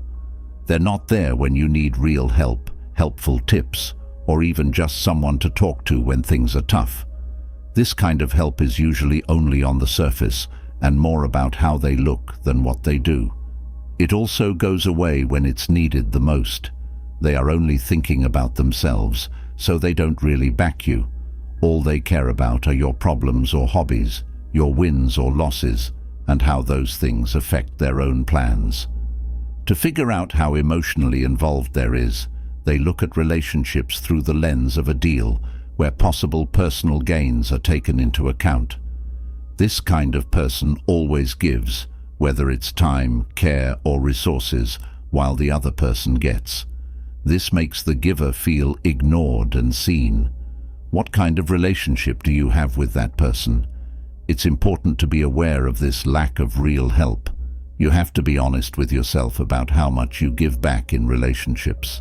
It's important to recognize this lack of support and do something about it if you want to spend your time and energy on relationships that are caring, good for both parties, and really helpful. 9. There's always competition. For example, imagine playing chess where every move is planned to both help yourself and hurt the other person over time. Also, a person who only wants to use you will probably treat your relationship like a game. They can show how much better they are with every move, choice, and even task you give them. These people act this way to stay ahead in this race they've set for themselves. They do this by making fun of your successes at work, going above and beyond your personal ones, or quietly sabotaging your choices. This never-ending battle shows up in a lot of different ways. They may try to steal your ideas or make you look bad at work or in meetings. When you're with them, they might play down your achievements or experiences while highlighting their own to make them seem more important. They always want to show that they're smarter, better, or more successful. People act this way even when they're just chatting because they're scared and have a skewed sense of self-worth, which means they think their worth comes from how much better they are than other people. The idea is that in every trade, someone has to lose in order for someone else to win. That someone is you in this case. In this way of thinking, the need to beat and overshadow is more important than getting better together. Being around someone who is always fighting with you can be hard on the mind. It makes the environment stressful and replaces real support or teamwork with competition. It's not that people are proud of your accomplishments. They see them as threats to their power. They don't feel sad for you. They see your troubles as chances to get ahead. It is very important to find and understand this trend. It helps you set boundaries and, if possible, change the relationship to one that is healthier and more helpful. To understand this, one must understand that love and support for each other, not a never-ending competition to be the best, are what make a relationship healthy. Number 8. Not being there when it's most important. This way of acting is like a tree that only provides shade when the sun is out. When clouds start to gather, the tree goes away. In good times, they are together, enjoying the light together, and maybe even getting something good from being together. However, they leave when things go badly or when you need help the most, leaving you to handle the storm on your own. These kinds of people see relationships as a way to get what they want, and they decide if they want to be in one based on how much it helps them. You can only count on their support on the surface. They only help when it helps them or gives them something to gain.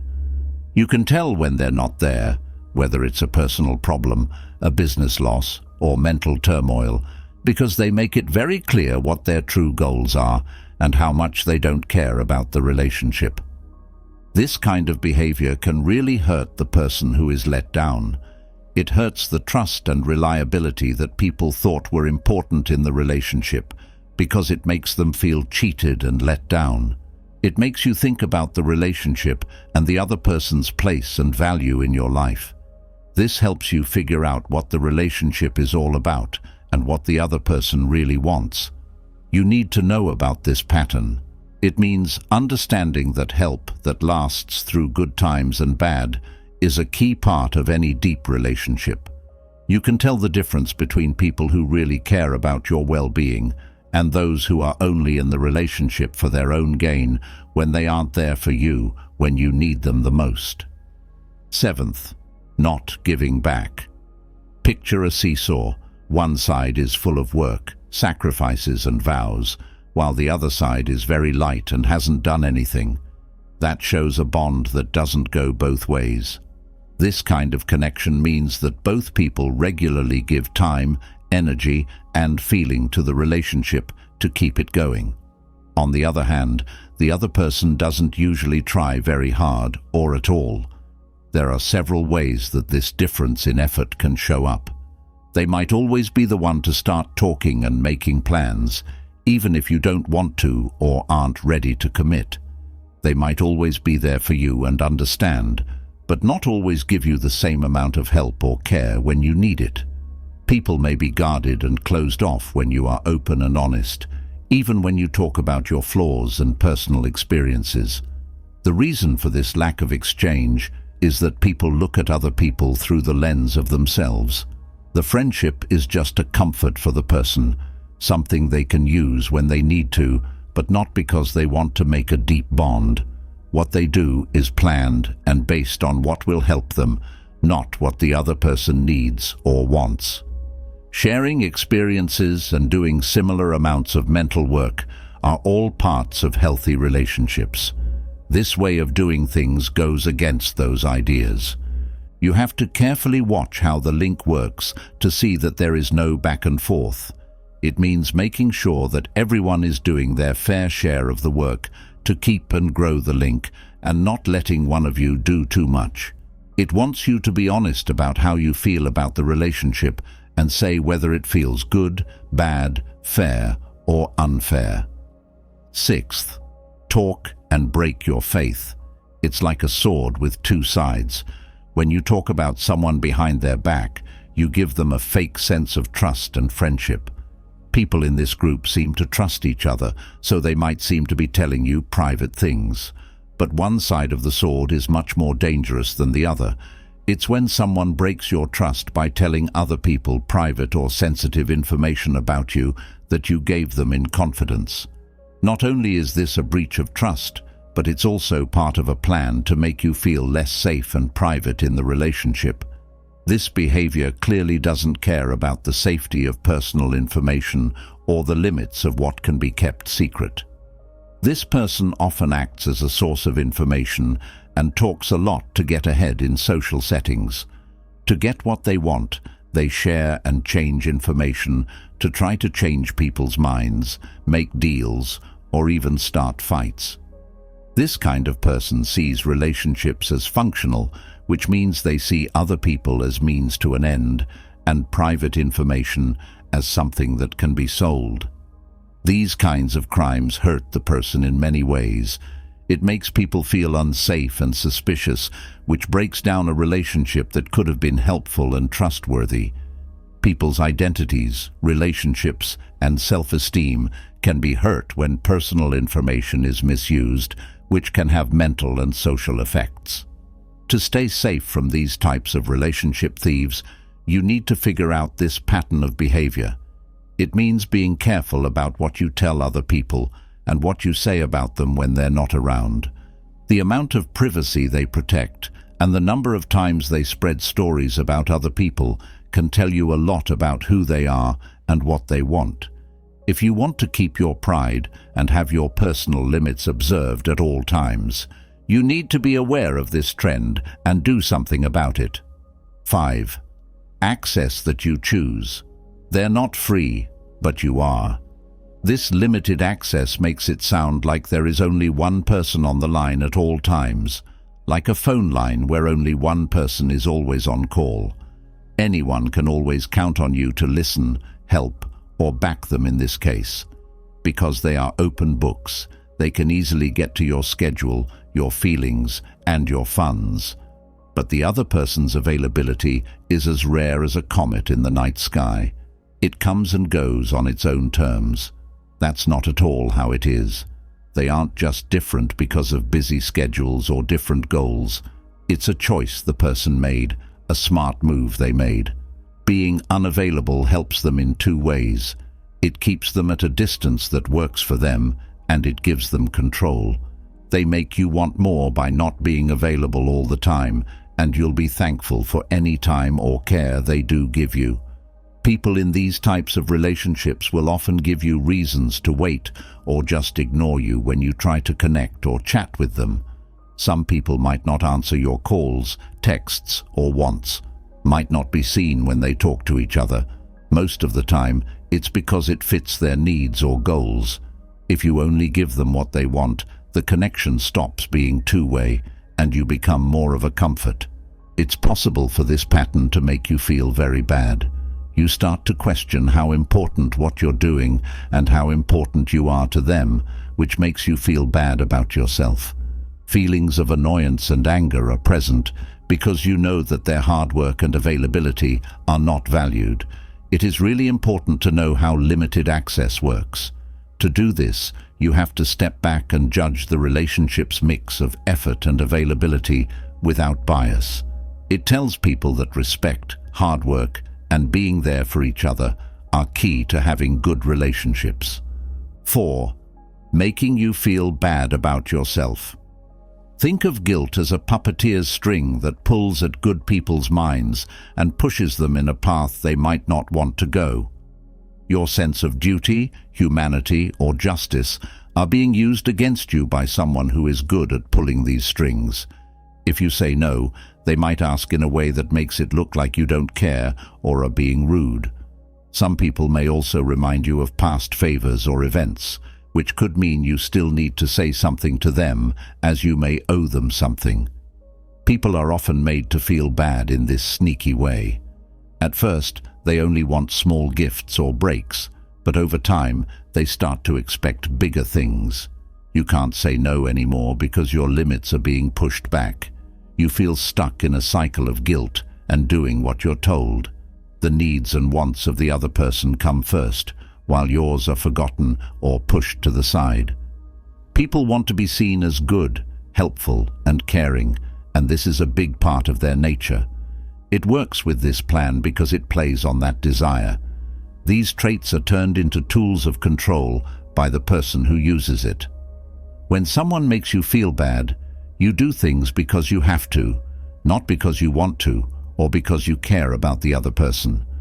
Most of the time, this makes you angry or tired.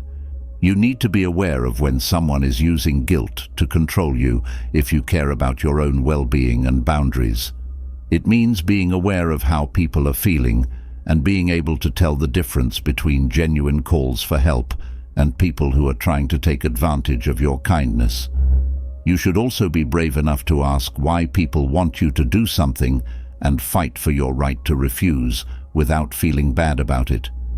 It's important to see and deal with this kind of manipulative behavior if you want to build better relationships based on respect, care, and choice instead of duty and guilt.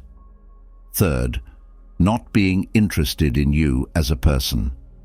A talk is like a busy two-way street where thoughts, emotions, and feelings are always going back and forth.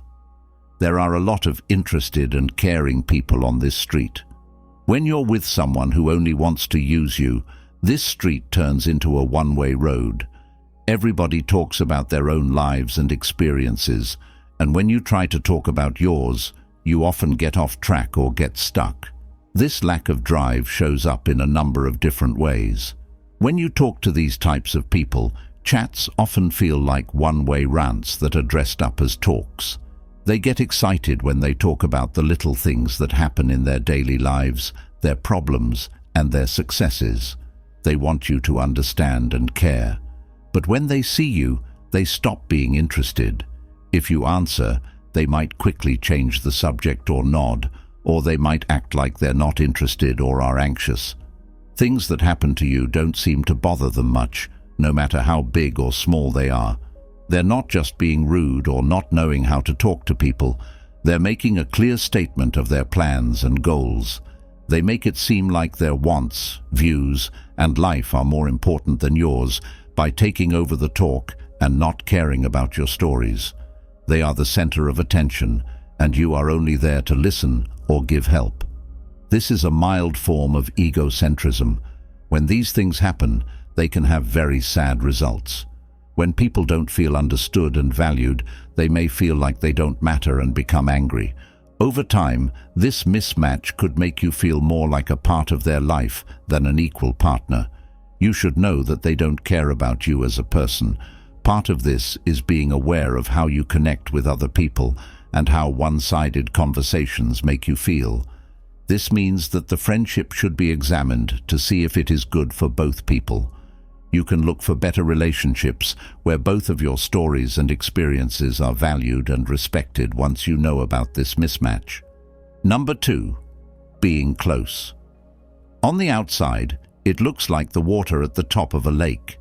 It seems to have depth and substance at first glance, but upon closer inspection, it becomes clear that it does not. That's when someone might act like a close friend or a serious partner. They may laugh together, talk a lot, and even have what look like private conversations.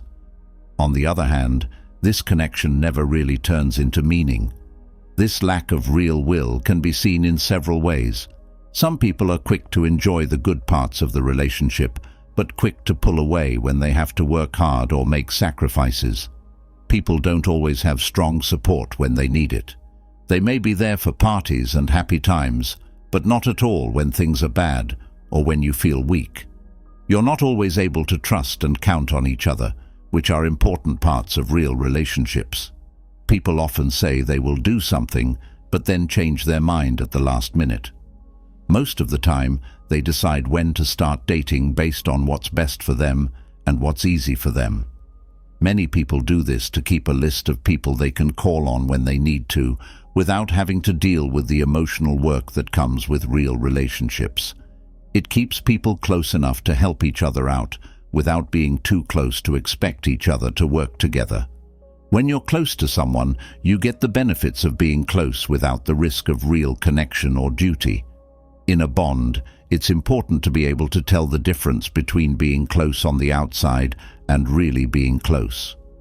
When you feel close to someone, you should watch how they connect with others and ask yourself if their actions show real commitment and shared weakness. They want to know if the other person is putting an equal amount of mental effort into the relationship or if it's skewed toward getting what they want. Even though the two people seem close, the friendship isn't really based on trust or growth for either of them. Once you know this pattern, you can find and build relationships based on being honest, giving and receiving, and having real feelings. Number 1, not always being respectful. This isn't just a bad choice or a quickly said thing that went wrong. It goes through the link like a thread that won't come out every once in a while. It appears in various ways. It could be through hurtful words or actions, or it could be just not caring about your feelings and boundaries. Feelings like this can be quiet, like a bunch of little cuts, or loud, like a big pride wound. Think of a garden where respect is the food that keeps relationships living. The land is empty and can't grow anything good because it's not there. When people don't respect and care about each other, it makes it hard to talk or connect. If someone doesn't value you, they may use this against you to control or rule the relationship, even if they aren't aware of it. It's a way to stay ahead in a place where everyone should be treated equally and with care. This rudeness that never stops rips the relationship apart. They turn into emotional battles where no one cares who dies, instead of places where people can work out their differences through understanding and kindness. Sometimes it's impossible to get back to a normal state of respect and trust when the regular ups and downs of relationships are thrown off. That is why it is very important to understand and see this pattern of disrespect. It means taking a look at more than one event to understand how people act in general.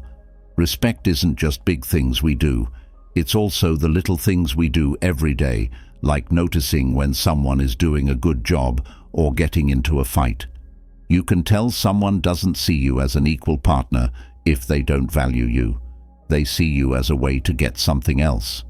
This lack of respect for your feelings and honor shows that the relationship is really out of whack and not healthy. People who value their own self-respect and want to be in relationships based on mutual respect and equality need to figure out this trait. As the Stoic philosopher Marcus Aurelius put it, "The universe has changed our life, for it is what we think it is." Now it's time to start an interesting journey through the 12 global rules that govern our daily lives in a subtle but strong way. These rules are the hidden forces that shape our world, like the threads of fate that the Stoics talked about.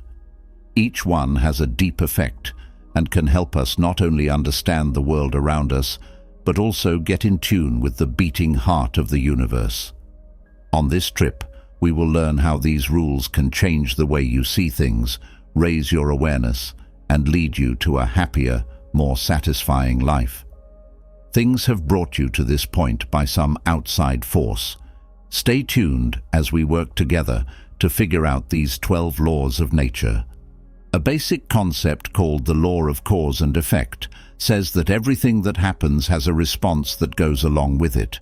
This idea dispels the idea that life is chance, pointing out that every action we take starts a chain of events. It's a reflection of the complicated link between what we do and what happens next, making us think very carefully about the decisions we make. By accepting this law, we move from just responding to the many things that happen in our lives to actively shaping our future. This law is a lighthouse that helps us see that we are not just pieces in the game of life, but rather the master builders of our own fate. When you understand that your choices and actions are the chisels and hammers that shape the art of your life, you can use it to really improve yourself. As the Stoic philosopher Seneca said, "We are more often scared than hurt, and we suffer more from imagination than from reality." But this is exactly what the law means. It tells us that our actions, not outside events, can shape our reality. When we use this rule, we start to see things in terms of how they happen. Every decision we make and every step we take is a single stroke in the big picture of our lives. This understanding encourages us to take care of our lives and intentionally guide them toward our goals, which creates a responsible mindset. To understand that the seeds we plant today will grow into fruits we can pick tomorrow. These days, life is often chaotic and hard to plan, but the law of cause and effect reminds us that we have the power to change our path. As a result, it tells us not to act on emotion, but rather to think about what might happen after we do something. This rule isn't just an idea in philosophy, it's also a wise way to get through the complicated parts of life with purpose and meaning. When we internalize this rule, we learn to see problems not as problems to be solved, but as chances to shape our future. It shows us that our present situation is not random, but the result of what we did in the past, and that the decisions we make today will shape our future. This point of view is not only powerful, it's also life-changing, giving you a path to a life full of meaning and satisfaction. For the most part, the law of cause and effect is a wake-up call to live intentionally and thoughtfully. What it means is that we are invited to take charge of our own stories and use the power we have to shape our lives as we go through the ups and downs of life. Let us never forget that we hold the pen that writes our fate. The law of compensation, which is based on the ideas of fairness and balance, tells us that the world naturally tries to keep things in balance. This rule is not a way to punish people. Instead, it shows that the world wants unity and balance in all of its vastness. For every action, good or bad, there is an equal and opposite reaction. This makes sure that the scales of justice are always level. In the big picture of the world, time works on a different scale, and things often happen slowly and quietly. The law of compensation includes this part that reminds us to trust that life will go on as it should, and to always act in a good way. It tells us to be aware of the energy we put out into the world and make sure it matches the outcomes we want. This law makes it clear that our acts and the reasons we do them are both very important. It shows us that both factors play a big role in determining the results we see. Think about the story of a farmer who carefully plants seeds and makes sure they get the right amount of water and sunshine. Over time, the seeds turn into a bumper crop, showing how hard the farmer worked and what he or she wanted to achieve. In the same way, what we do and how we feel is like planting seeds in the world. The goods we get in life depend on how much care and thought we put into them. When we act in line with our greatest goals and ideals, we ask the world to do the same. This knowledge gives us a sense of peace and purpose by showing us that what we do in the world is part of a bigger, more peaceful exchange. People are encouraged by the law of compensation to think about their deeds and make sure they are good for the world around them. In the end, the law of compensation shows us how powerful balance and justice are in the world. To be aware of our deeds and goals and make sure they are in line with our core ideals, this is what it says. We can be sure that the world will react in kind, giving our lives a sense of balance and meaning. This knowledge is a useful lesson for everyone who wants to make their life better and make the world a better place. The law of rhythm, a deep principle that controls our lives, tells us that life will always go up and down. This law basically says that life follows a regular pattern with rounds of highs and lows, like how waves in the ocean move back and forth. It serves as a warning that life is basically a dance of forms coming together and falling apart, of growing and dying. Imagine that life is a big symphony with smooth changes between movements. The law of rhythm is like the director of the symphony, making sure that every note and beat fits in with the natural order of the world. This law tells us that just like the seasons change every year, our lives also change in predictable ways. It means realizing that life goes through regular cycles that affect everything from how we grow as people to how we connect with the world around us. As the Stoic philosopher Seneca said, "Every new beginning comes from some other beginning's end." This is what the law of rhythm is all about. It's a warning that in the big picture of life, every ending is just the start of a new one. This law tells us to go with the flow of life, knowing that for every high tide of happiness and success, there will be a low tide of thought and difficulty. It's not just an intellectual idea. The law of rhythm is also a useful way to live your life. It teaches us to be humble when things go well and resilient when things go wrong. It tells us that problems are often followed by chances and that times of happiness are intermingled with times of reflection. We can handle the challenges of life more easily and peacefully if we understand and follow this pace. The law of rhythm is a source of security in our modern, fast-paced world, where the only thing that stays the same is change. It tells us not to fight life's natural changes, but to go with them like skilled surfers riding the waves. This law encourages us to accept all of life's stages, knowing that each one, whether it's happy or sad, is temporary and necessary for our growth. Finally, the law of rhythm is a strong warning of how things should be in the world. We learn to respect the beauty of life's cycles and understand that each stage, whether it's a time of growth or a time of difficulty, is an important part of our journey. When we accept this rule, we learn to go with the flow of life and find balance and peace in the way our lives are always changing. The law of relativity is a very important idea that tells us that the way we see things changes what is real. It whispers an old truth. Nothing in life is good or bad by nature. What makes it meaningful is how we see it. Epictetus, a Stoic, once said, "It's not what happens to you that matters, but how you react to it." When you're facing a mountain that seems impossible to climb, the law of relativity tells you to see it not as a problem, but as a part of your journey that is different from everyone else's. It's telling you to accept your problems as unique situations that are meant to help you grow. We learn how to change our minds about our problems by looking at them through the lens of growth and learning, not just as problems that we have to deal with. With Stoicism, this fits right in with the idea that we should focus on what we can control and let go of what we can't. The law of relativity is based on the idea that our power lies in how we perceive things.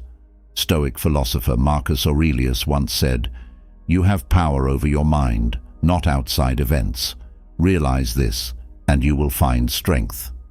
When we accept this law with calm and kindness, we can start to enjoy our success, no matter how small, without having to compare it to what other people are doing.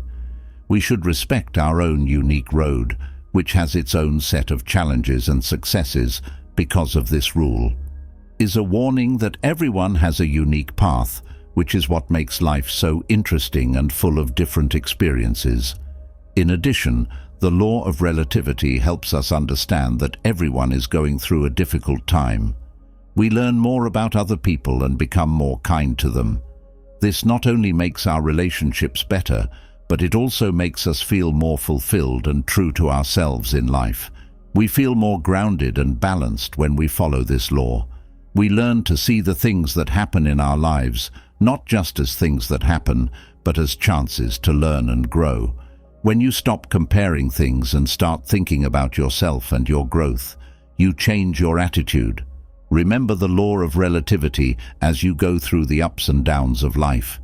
Let it lead you to a place where you can understand and accept other people and yourself. You'll feel more at peace and like your life has a reason if you accept your journey with all of its unique challenges and successes. Another Stoic philosopher, Seneca, said, "Life is like a play. It's not the length that matters, but the excellence of the acting." Your journey is your own custom-made play, and its quality depends on how you choose to understand and act in it. The law of perpetual transmutation is a deep concept that controls our lives. It tells us about how energy in the world is always changing. Energy is always changing forms, and this law shows us how dynamic energy is. It also gives us a powerful picture of how flexible the forces around us and inside us are. Think of this rule as a flashlight that shows you the way to understanding how flexible energy really is. It means that the forces in our lives, like our feelings and thoughts, are not set in stone, but can change. This is a very important understanding because it gives us the power to change the energy around us. By deciding to be positive and hopeful, we can change the energy around us, which will have an effect on our surroundings and the things we do. This law is a good lesson of how much power we have over the energy we send out and receive. What we can do with energy is more important than the energy itself.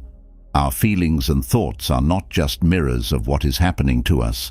They are strong tools that can change our world. We can transform our inner desires into attainable goals by utilizing this energy with a positive frame of mind. Take a look at the story of a farmer and his yard to see what I mean. The farmer, who stands for our brains, takes care of different plants that represent our feelings and thoughts. We take care of our thoughts with attention and mood. just like a farmer takes care of plants by giving them water and sunshine. If the farmer only cares about the weeds, they will grow quickly and hide the pretty flowers.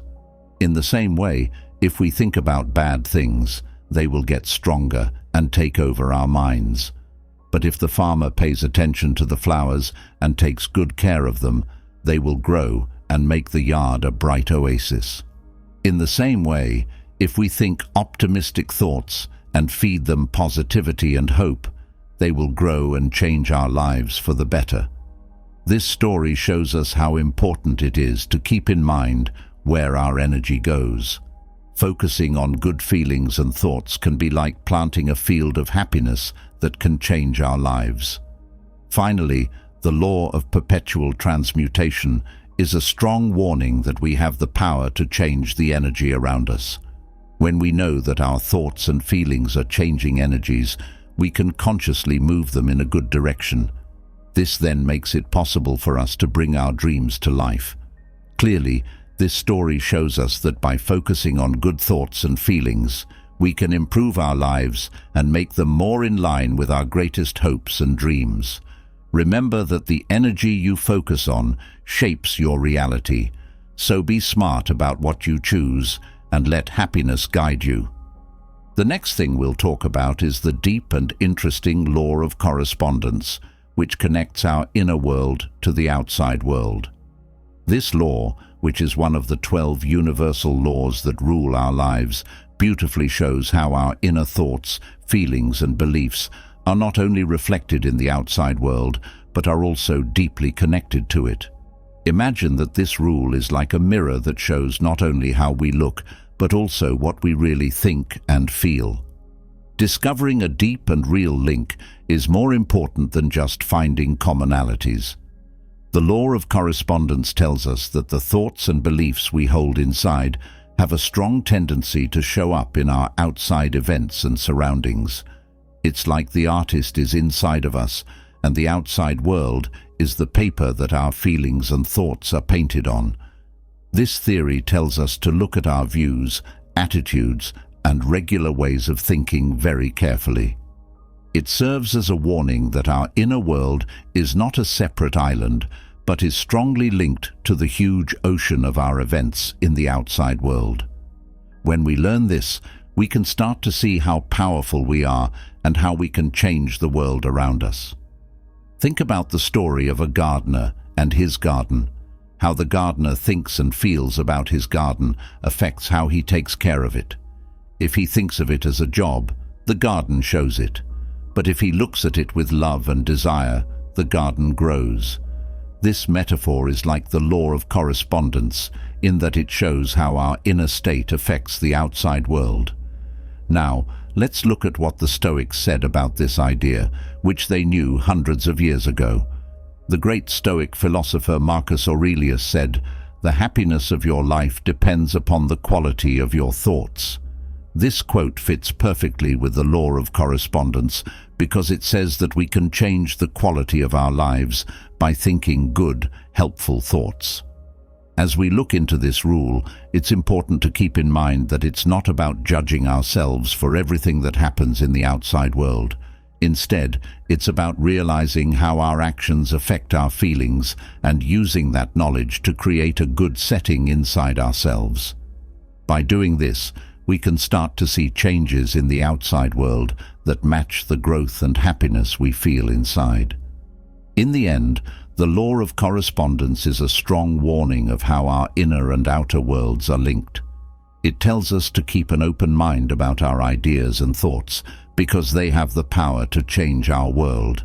This law should be close to our hearts as we go through life. We should use it as a tool to create a good inner world that shows up beautifully in our outer experiences. Remember that what's inside is what's outside. Let this be our theme as we learn the law of correspondence and, in turn, how to live a good life. A simple but deep idea called the law of action can help us reach our goals and make our dreams come true. It's a simple truth. If you want to change your life, you have to do something. Like a soft push, this rule makes us want to make our thoughts come true. What matters is not how fast we do things, but what they are for and where they are going. Think of this law as a small stream of water that doesn't seem important at first, but slowly cuts through the hardest rocks. This story uses metaphor to show how powerful small, regular acts can be. At first, they might not seem important, but like a stream, they build strength and speed, finally changing things in big ways. Instead of big jumps, we'll be taking slow, steady steps toward our goals. This idea also shows us how important it is to stick with something even when it gets hard. Any work you do is a step forward, no matter how small. It teaches us resilience and patience while also telling us that everything we do and everything we try adds up to the big picture of our goals. Think about the story of the bamboo tree. It doesn't grow at all after it's planted for years, but in the 5th year, it only takes 6 weeks for it to grow to 80 feet. This story shows how important it is to keep going and believe in what you're doing. The bamboo tree may have grown quickly, but it has been getting care and attention for years.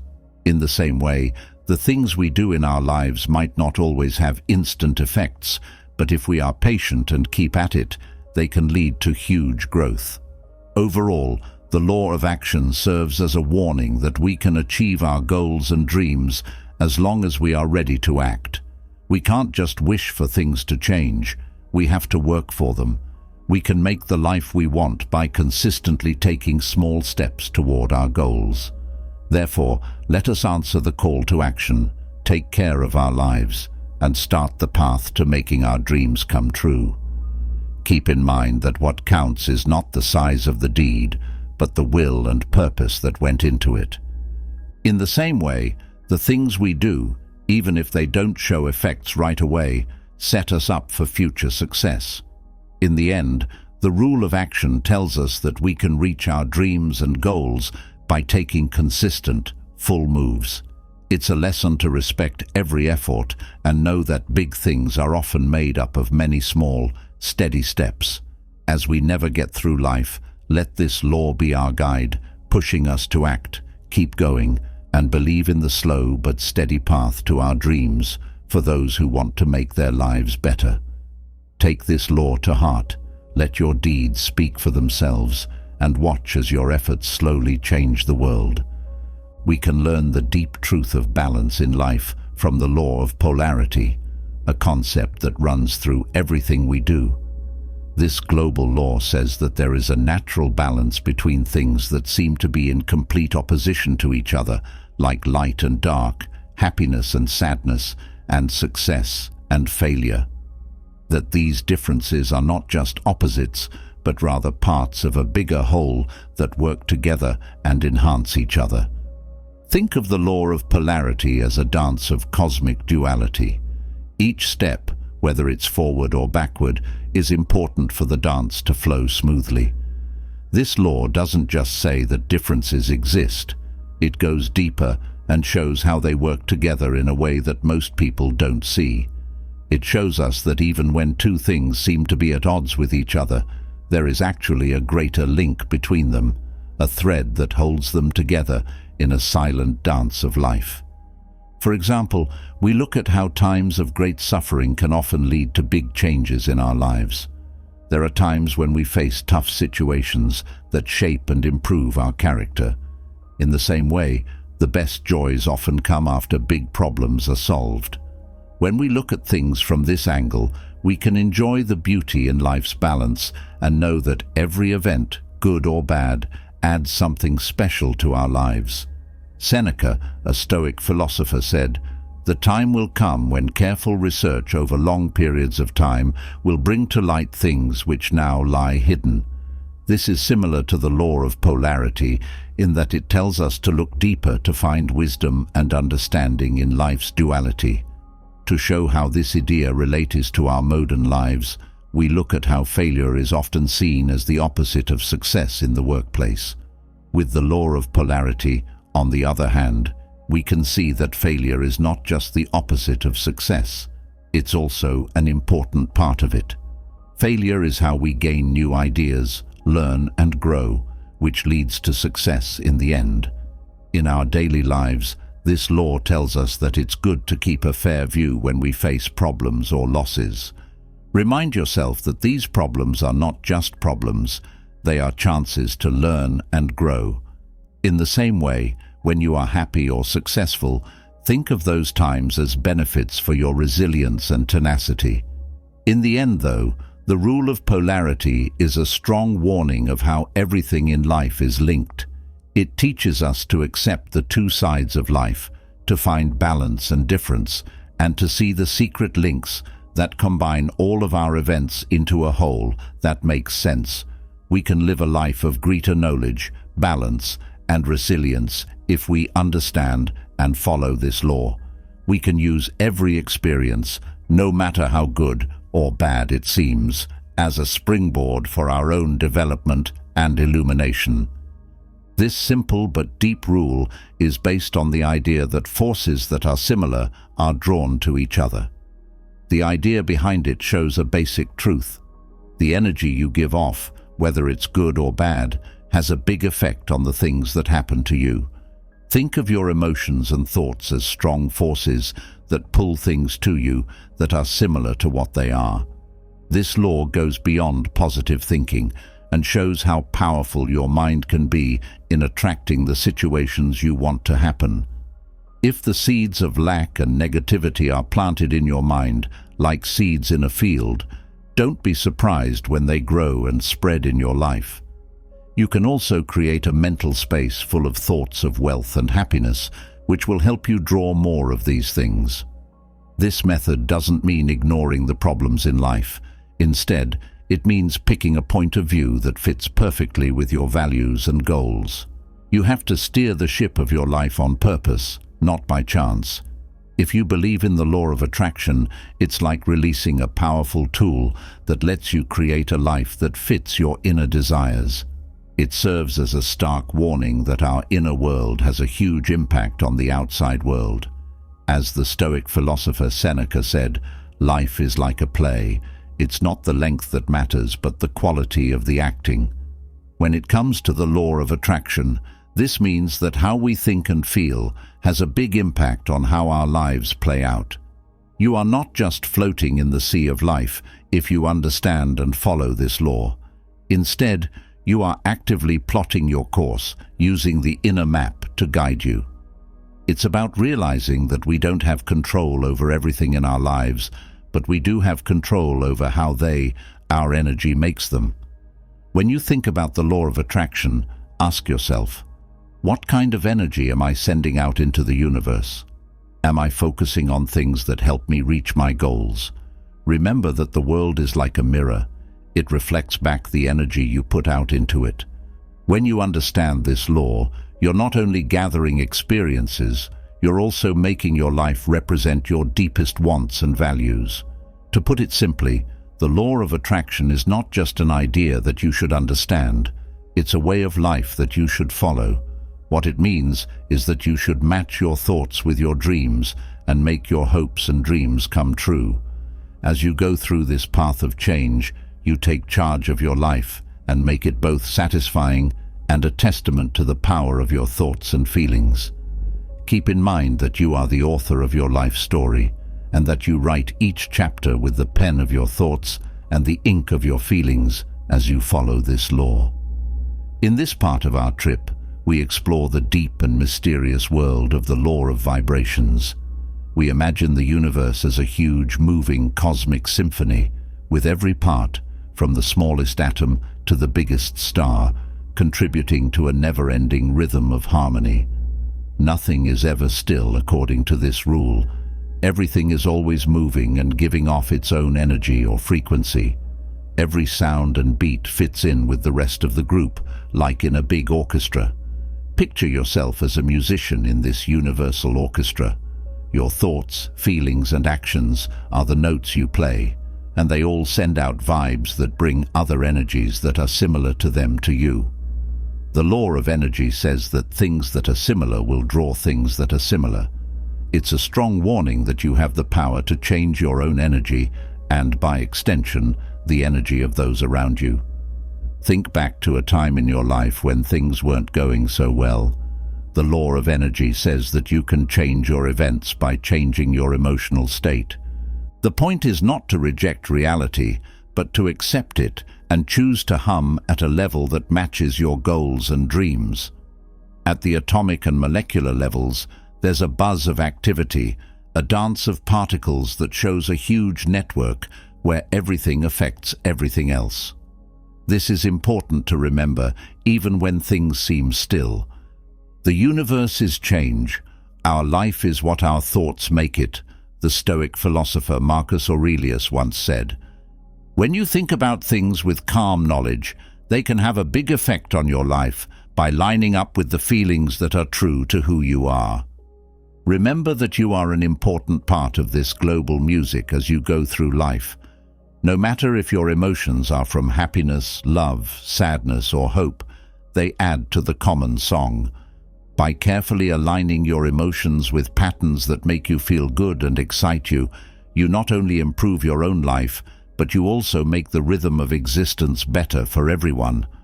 By its very nature, the law of waves tells us that everything is linked and that we have the power to change this dynamic. It tells us to be aware of our lives, pick our thoughts and actions carefully, and align ourselves with the forces that make us and those around us better. As you accept this law, let it help you make a life full of happiness, meaning, and peace, in line with the timeless knowledge of Stoicism and the laws that govern all existence. Being old is just a number. It doesn't stop us from changing. As long as the river keeps running, so does our chance to make a change. This is what the idea of the power of now means. Time always gives us new chances to go in a different direction. People who believe in Stoicism like this idea because it reminds us that it's never too late to make big changes in our lives. A new beginning always comes after the end of an old one. Because they repeat wise words by Seneca, these words remind us of how strong growth and change can be. In this light, we should understand that life has stages and that death is both the end and the beginning of something new.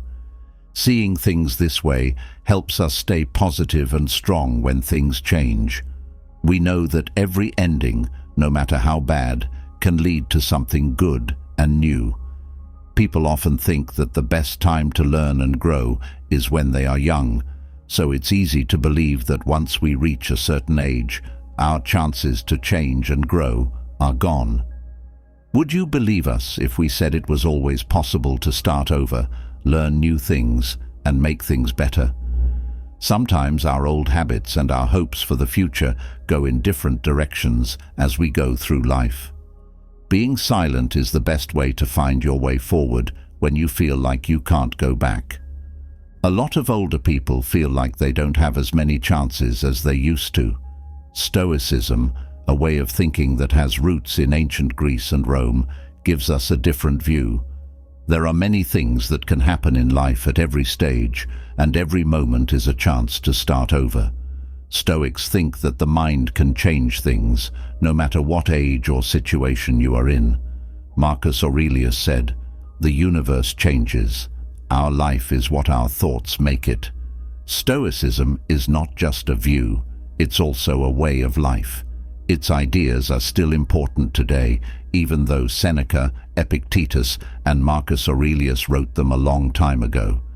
This way of thinking teaches us to focus on what we can change, to separate ourselves from the effects of other people's actions, and to find inner peace and resilience in the face of the changes and challenges that life brings.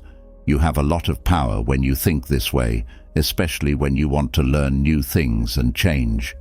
Let's go on this trip together. Don't forget that it doesn't matter where you are from or how old you are. You need to be ready to live in the present, use the power of now, and take big steps toward learning and growing all the time.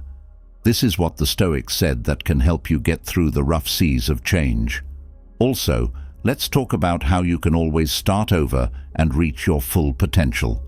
Today, we're going to talk about how you can always change, get better, take on new tasks, and start over.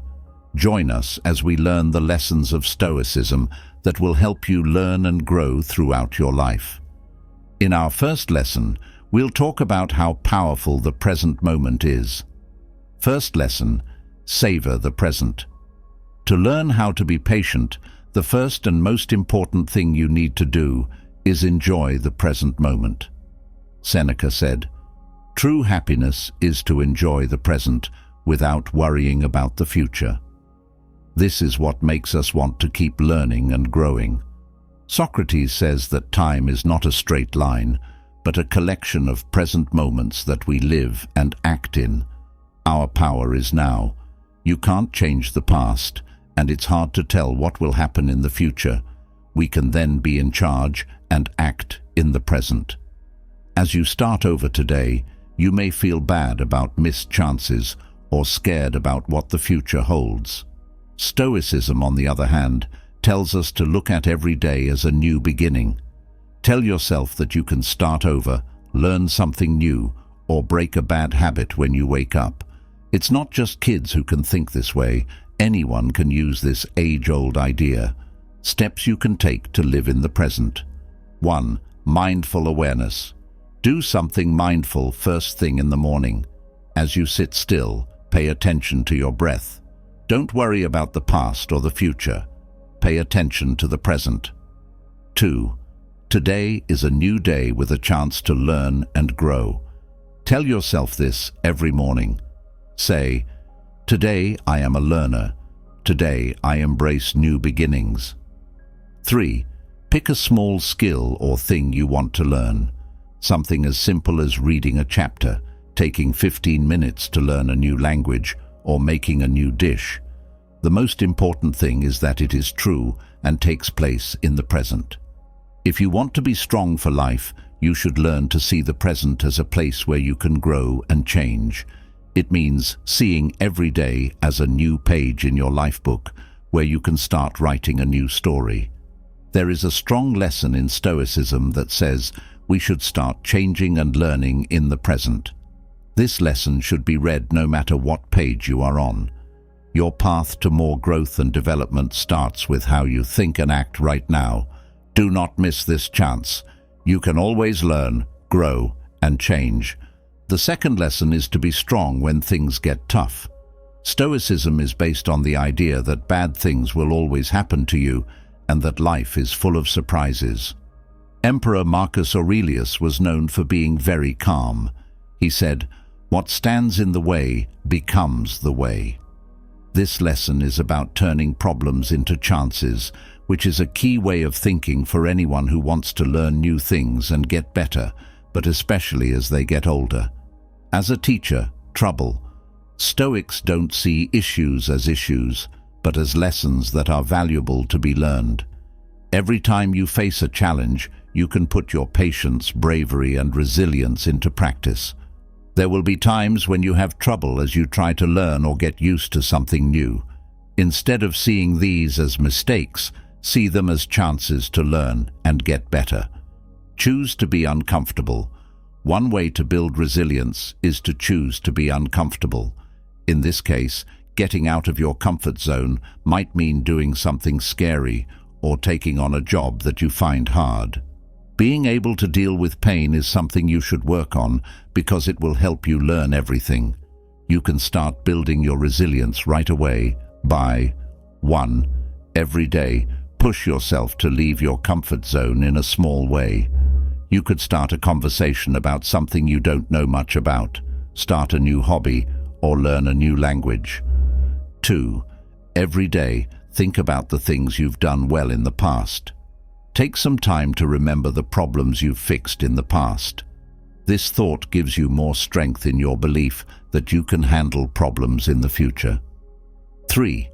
If you have a growth mindset, you believe that your skills and knowledge can get better if you work hard and stick to your goals. This approach promotes resilience and a love of learning as you start to see issues as opportunities to learn and grow. 4. It can help you see things better if you write in a book every day.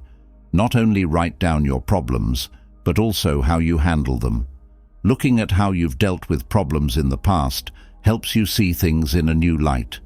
Browse through your old posts to see how you've grown and changed. As a Stoic, you should think about yourself every day.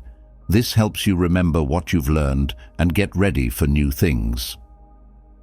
5. Setting aside time for prayers that focus on resilience for the Stoic is a good idea. Think about the duality of control, which means figuring out what you can and can't manage. When you think about the things you can change, like your actions, reactions, and thoughts, you have more strength to deal with issues. You will also feel less stressed about things going on in the outside world when you do this exercise. This will make you more flexible. Take the Stoic view that everything changes, even the hard things. This will help you be more resilient when you're having a hard time learning new things or getting used to changes. Every problem can be turned into a chance to learn something, and every loss can be used to make you a better person by asking yourself, what can this teach me? This is part of the Stoic practice of building resilience through pain. No matter what age you are, you can learn new things with confidence and a sense of purpose if you are willing to face challenges and see them as opportunities to advance your knowledge and strength. Always keep in mind that what matters for your growth is not what happens to you, but how you handle it. Now that you've learned this second lesson, you have another strong conservative tool that will help you deal with change and keep learning all your life. Don't miss out on the next lesson. It will help you change and grow no matter what age you are. Third lesson, get to know yourself and talk to yourself. Self-reflection. Stoicism tells us that it's important to know ourselves and keep looking at ourselves through our own thoughts and experiences. In Meditations, Marcus Aurelius wrote about how to do this. The point of this lesson is to help you learn more about yourself, which is a big part of growing as a person. Stoics believe that getting to know yourself is a big part of learning because it helps you grow as a person. Being aware of your thoughts, feelings, and actions will help you see what you're good at and what you need to work on. When you're trying to learn new things or deal with change, getting to know yourself better is helpful because it helps you make better decisions and see problems more clearly. Take time every day to think about and study your actions and thoughts. This is called thoughtful self-examination. With this method, you can check if the things you do are in line with your values, spot habits that aren't helping you, and consciously change the way you behave. Steps you can take to become more self-aware. 1. Every day, take a few minutes to think about what you did, what you felt, and what you thought. You could ask yourself things like, did I act in line with my values today? Or, what emotions did I feel today and why? 2. Mindful response. Work on this when you need to decide what to do or say something. Think about what you want to do for a second. This helps you plan what you're going to do instead of just doing it without thinking. 3. Give and receive feedback. Regularly ask trusted friends, family, or co-workers for feedback. Taking an outside look at yourself can help you understand parts of yourself that you may not be aware of. 4. As you read and think about philosophical texts, don't just read and think about Stoic texts. Read and think about philosophical texts from other schools of thought as well. Think about how these ideas match up with what you already know and believe. By giving you more information, this makes your view of life and learning more complete. 5. Stoic thought tasks include view from above, in which you imagine looking at your life from a distance. This game helps you get a bigger, more objective picture of what you do and how it affects other people. Stoic techniques like self-awareness and self-examination can help you learn more about yourself and find your way through lifelong learning. Think about your feelings, deeds, and thoughts often, and ask other people to give you feedback. This will help you figure out who you are. No matter what part of life you're in, This can help you learn, change, and get better. As you learn more about these methods and use them, your learning journey can be more thoughtful, focused, and fulfilling. The fourth lesson is to choose the virtue of restraint. Stoics say that two of the most important traits are moderation and self-control. In every part of your life, you need to use moderation, balance, and self-control to be moderate. It's important to learn new things and grow as a person, especially as we get older and deal with life's difficulties. This lesson is all about that. Stoicism says that any kind of excess can throw life off balance and into chaos, whether it's too much focus on one thing or too much mental pleasure. This is why temperance is important for learning. In general, it can make learning and life less fun. To sum up, temperance means finding a good balance and making sure that our goals, like learning new things and getting better at things we already know, are in line with living a full and happy life. Things you can do right now to become more temperate. 1. When you eat, watch TV, or read, keep your mind present. You should ask yourself every day if the food you eat is making your life better or worse. Set some limits. 2. Limit what you can learn. If you want to keep from getting burned out, you should set limits on how much you can learn. You should plan to learn new things, rest, and do other things at certain times. 3. Pay attention to what you want and what you do. Make sure your deeds and wants are in line with each other often. Do you believe that something is taking too much of your time? What are your wants that are making you do bad things? When you think about yourself, you can see things more clearly. 4. To keep things in balance, do a lot of different things. Do many different things. Think about things a lot. Do something creative or active to take your mind off of things. This method is good for your health and helps you keep learning. 5. A lot of no's. That means you can say no to some things, like chances, requests, or even your own wants. This keeps you from agreeing or giving up too much and helps you keep your mind on what's important. To live a healthy and self-controlled life, you need to learn how to be temperate and then practice it. It makes sure that the way we look for skills and knowledge is useful and fits in with our other goals. We can keep our learning and lives in balance by keeping an eye on our spending, setting limits, thinking about what we want, doing a range of things, and learning to say no. With age comes the need to deal with life's challenges with wisdom and calm.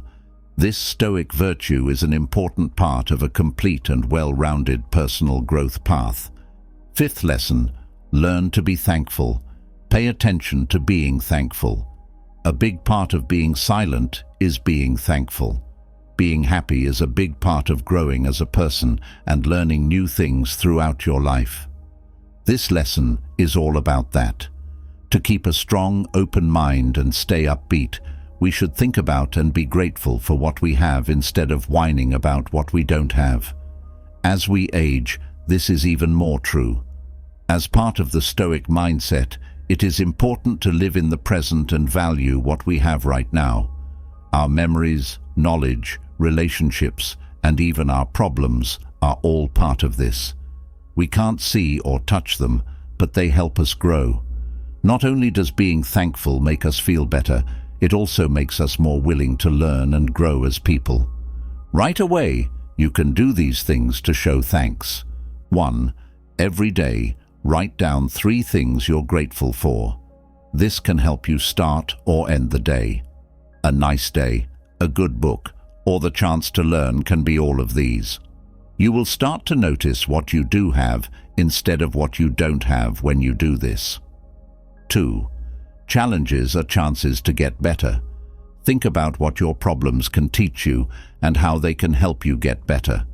Once you see things in this new way, you can stop being angry at problems and start being grateful for the lessons they teach you. 3. As you learn and grow, enjoy the little wins. Don't forget to enjoy the little things you do well. This praise makes you want to grow even more and thanks you for your growth. 4. Thank other people. Thank people who are important to you often, like family, friends, and mentees.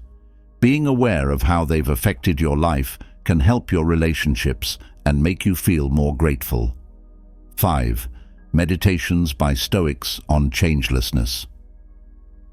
Keep a calm mind and think about how things and life will change over time. You will feel grateful for a long time after doing this activity because it makes you value what you have more. 6. Enjoying the present moment with awareness. Remember to enjoy and be aware of what you're doing and where you are throughout the day. When you do this awareness exercise, you become more aware of the present moment and feel thankful. The Stoics say that learning to be thankful can change your life and help you grow mentally and emotionally. Being thankful helps you see the value in every moment, every challenge, and every chance to learn. This way of doing things not only makes you feel better, but it also lets you learn and grow more as you go through life.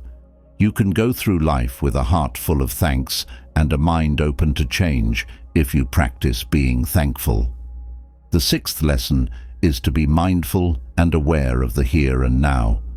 Mindfulness and present moment focus should be cultivated in your daily life. Stoicism and mindfulness are two different schools of thought, but they both stress living in the present.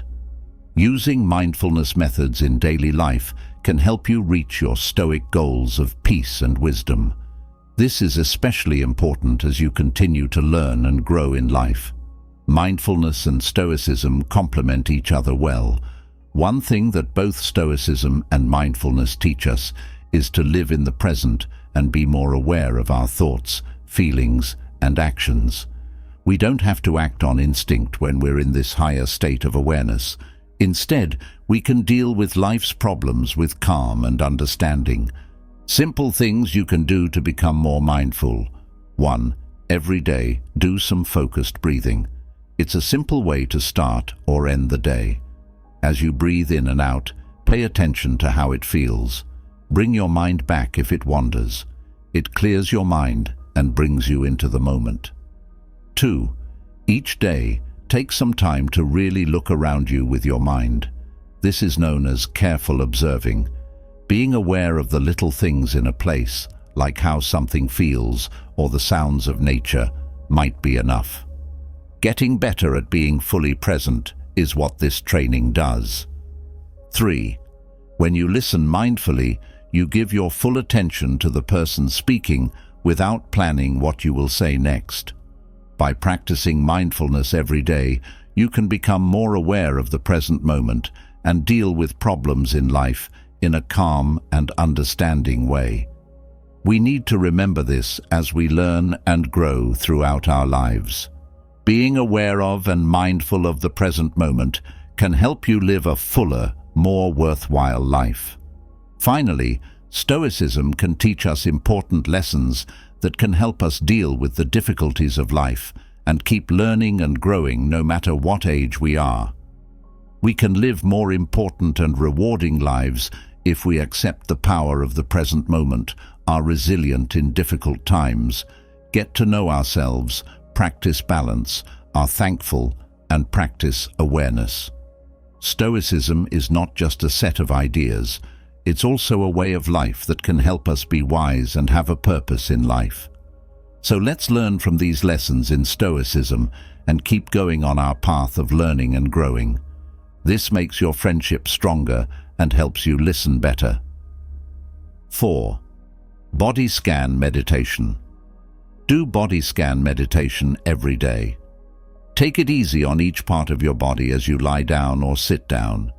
Being in the present moment and being more aware of how your body feels is what this does. 5. If you want to learn how to be thoughtful, make it a habit to eat every day. Take your time when you eat and enjoy the tastes and textures of your food. Also, remember that it is feeding you. This habit makes you more thankful and aware of what's going on around you every day. 6th, time to think during the day. Take short breaks to think about what you're thinking and how you feel. You should accept them without judging them. Then, slowly turn your attention back to the task at hand. Being aware all the time is easier if you make this a habit. The ability to use one's mind to make good choices. Becoming more aware when making choices is one of the most important ways that the Stoic theory can be used. Read about Stoicism to learn how important it is to use your mind and be careful when making choices. Being aware about what you're thinking before you make a choice can help you make sure that it fits with your values and long-term goals. Adding mindfulness to your daily life can help you get further along your Stoic path of peace and wisdom. Being mindful helps you fully experience each moment, which makes learning more meaningful and full. It gives you the strength to stay calm and understanding when bad things happen in life. Being mindful can help you grow as a person and learn new things throughout your life. The choices you make can have a big impact on your progress as you learn and grow. This is especially true when it comes to learning and personal growth. You can be more aware when making choices by doing these easy things. 1. Take a deep breath and think about what you want to do before you decide.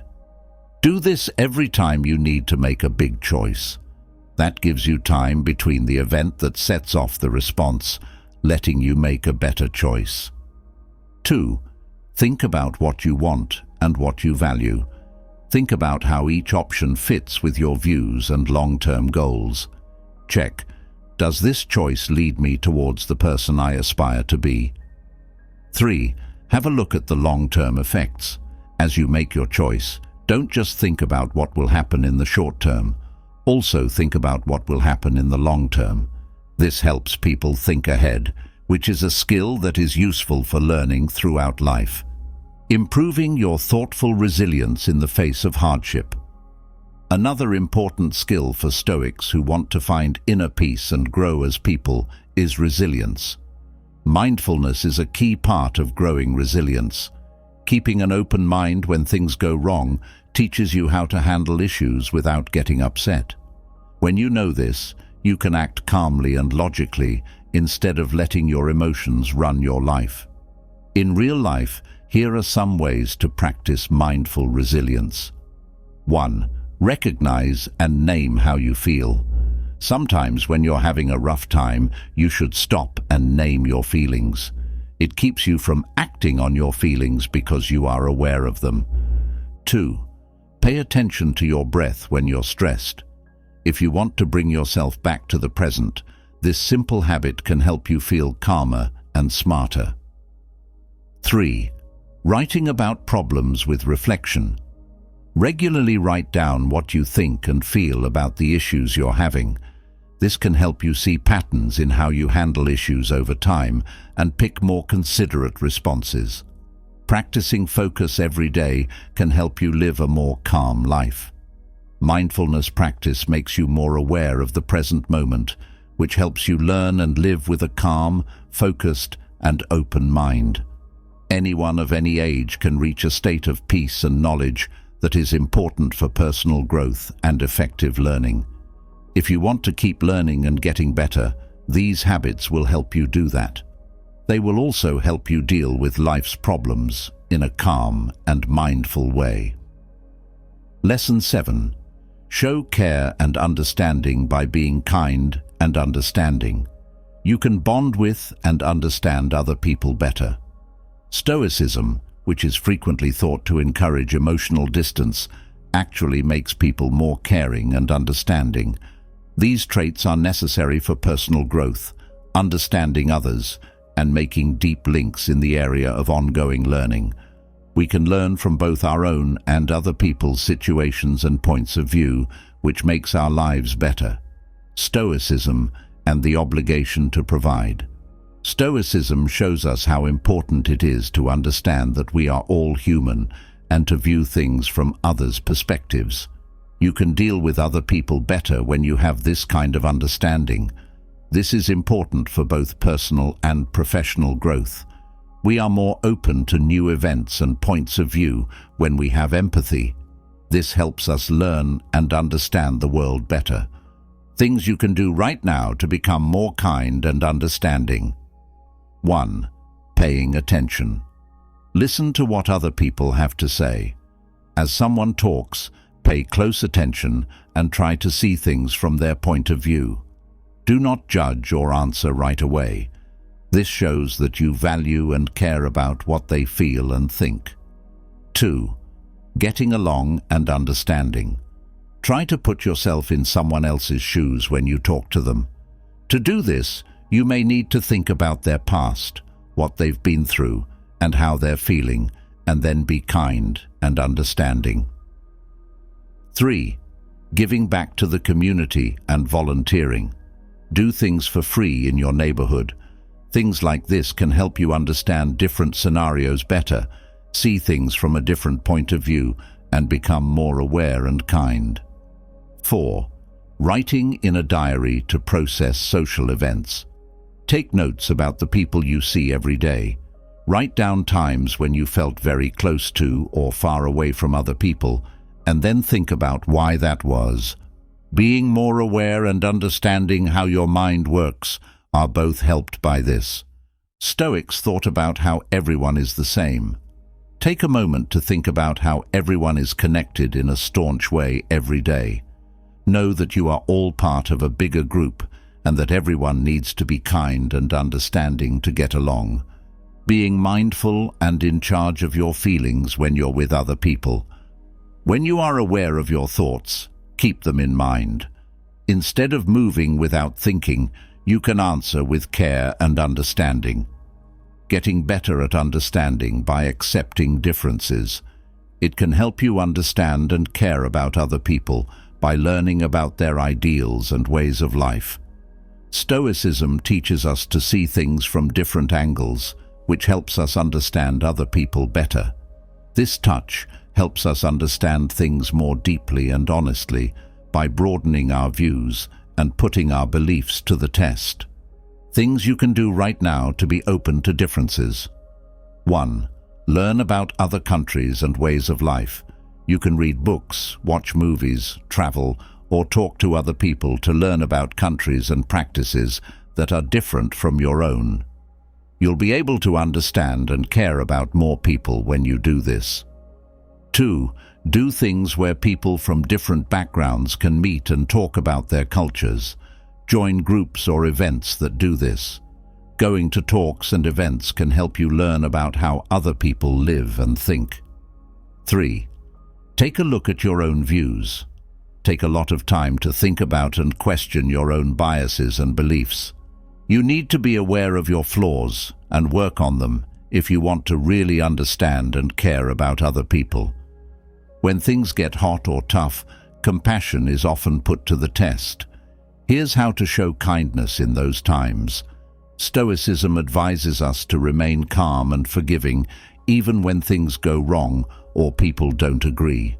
When things go wrong, being kind not only helps you grow as a person, it also makes things easier. Things you can do right now to be kind when things are tough. 1. During a fight, try to understand how the other person feels and see things from their point of view. Make it your goal to solve the problem instead of trying to win. 2. Help people who are having a bad day. Show someone you care and understand when they are having a hard time. Being there and listening is sometimes the kindest thing you can do. 3. Use quiet thought when you're under a lot of stress. When you're under a lot of stress, stop and think about stern ideas like the difference between power and calm. This makes it easier for you to stay calm and kind. Doing these things every day will help you understand and care about other people better, especially when things are hard or unusual. These extracurricular activities are in line with Stoic ideas, and they also improve your personal and social life. This makes the world a better place for everyone. Being kind and patient is a big part of being silent. This helps you connect with others more deeply and grow as a person. When we listen, try to understand, do community work, and think about our relationships, we get to know and connect with the people around us better. This makes our connections stronger and helps us learn and understand things in new ways. This makes our life journey more important and full. When we do these things, we show the Stoic values of care and understanding, which are important for living a good life. Lesson 8. Work on being persistent and stuck to your goals. Stoicism teaches us how to keep going even when things get hard. This is especially helpful as we try to become better people and learn new things. In order to stick to our plans and goals, even when things get tough or progress is slow, we must develop the strength to do so. Stoicism says that changing for the better and getting smarter is often a long and hard road, but it is also a very good one. How Stoics deal with problems. Stoics don't think problems are hard to solve. They see them as steps that must be taken in order to grow and become wise. This point of view tells us to face our problems head-on and use them as chances to get stronger and better people. It was Marcus Aurelius who said, "What stands in the way of action becomes the way." Steps you can take to be more persistent. 1. Set goals and plans for the long run. Clear out your mind often and write down your long-term goals. This keeps you determined and on track, especially when things get hard. 2. Break up big issues into manageable steps. Break up a big problem or job into smaller steps that you can handle. This makes the job less scary and helps you get it done faster. 3. Think a lot about the good things that have happened to you in the past. Think about the issues you've already resolved. This makes you even more sure that you can be persistent and succeed. 4. Take on a growth mindset. Work hard and don't give up. You can get smarter and better at things if you believe in yourself. This method encourages people to be strong and eager to learn and improve. 5. To get ideas for your own writing, read and think about Stoic works that stress the virtue of persistence. Stoics knew a lot of things that can help you and give you ideas. 6. Take your time with everyday things. Patience is an important trait to have when you're waiting in line or dealing with a slow process. You can get better at it with practice. In order to learn to continue and build inner strength and resilience, it's important to make regularity a daily habit. Stoicism says that you should learn and follow rules every day.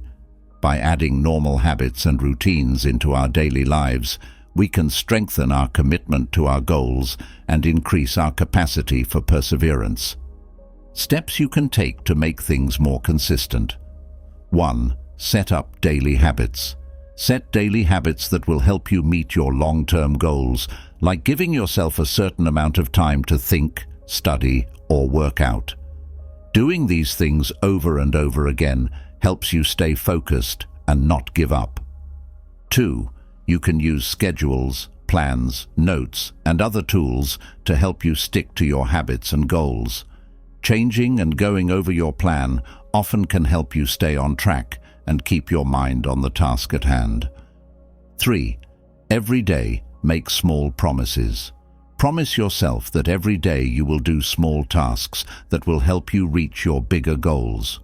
Over time, these small steps add up to big changes.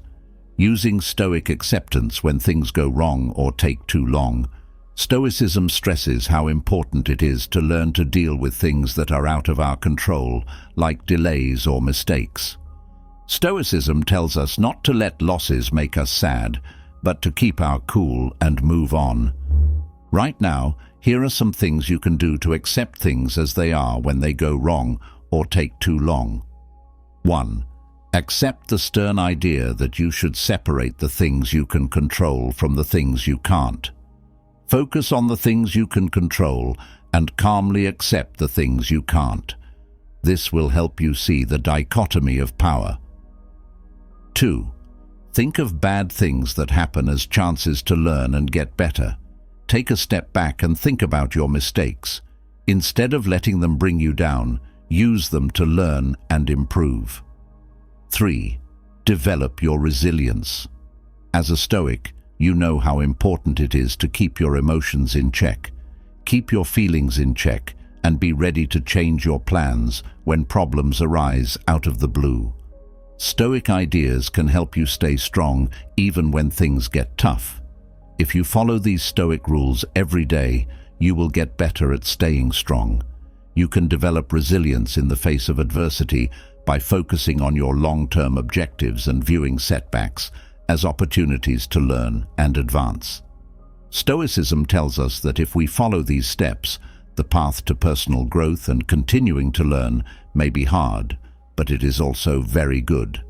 Building resilience and determination will help you deal with setbacks and problems with a strong will, so you can reach your goals and reach your full potential. Stoicism is a great way to get through this trip. It includes both old-fashioned advice and useful tips on how to draw on your inner strength and resilience.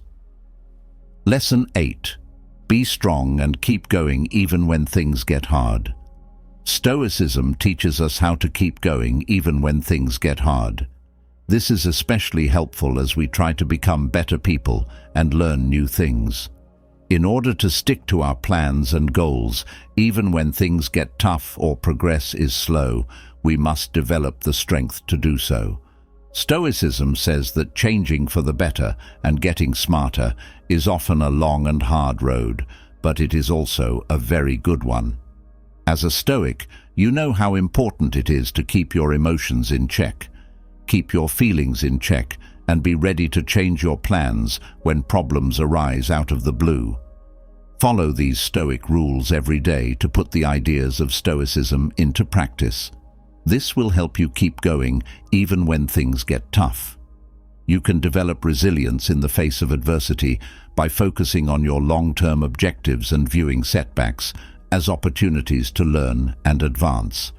It may be hard to keep learning and growing as a person if you follow these steps, but it is also very helpful. Stoicism tells us that developing the virtues of resilience and persistence will help you deal with problems and setbacks with a strong will, so you can reach your goals and reach your full potential in the end. Stoicism is a great way to get through this trip because it tells us to see problems as normal parts of learning and chances to grow. It includes both old advice and new useful tips on how to boost your inner strength and resilience. Real-life advice for being Stoic. When you fail, see it as a chance to learn. Do not rush when something goes wrong. Instead, think about what went wrong and what you can learn from it. Failures can teach you a lot if you change how you see them. Be calm when you think about power. As often as possible, remind yourself of the stern duality of control.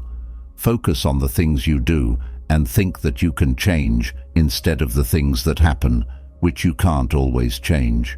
Keep your growth in mind and let it happen at its own pace. Know that it takes time to make progress and that you need to be patient to keep going with something. By incorporating these extra steps into your daily routine, you can give yourself more strength to deal with the ups and downs that come with personal growth and lifelong learning.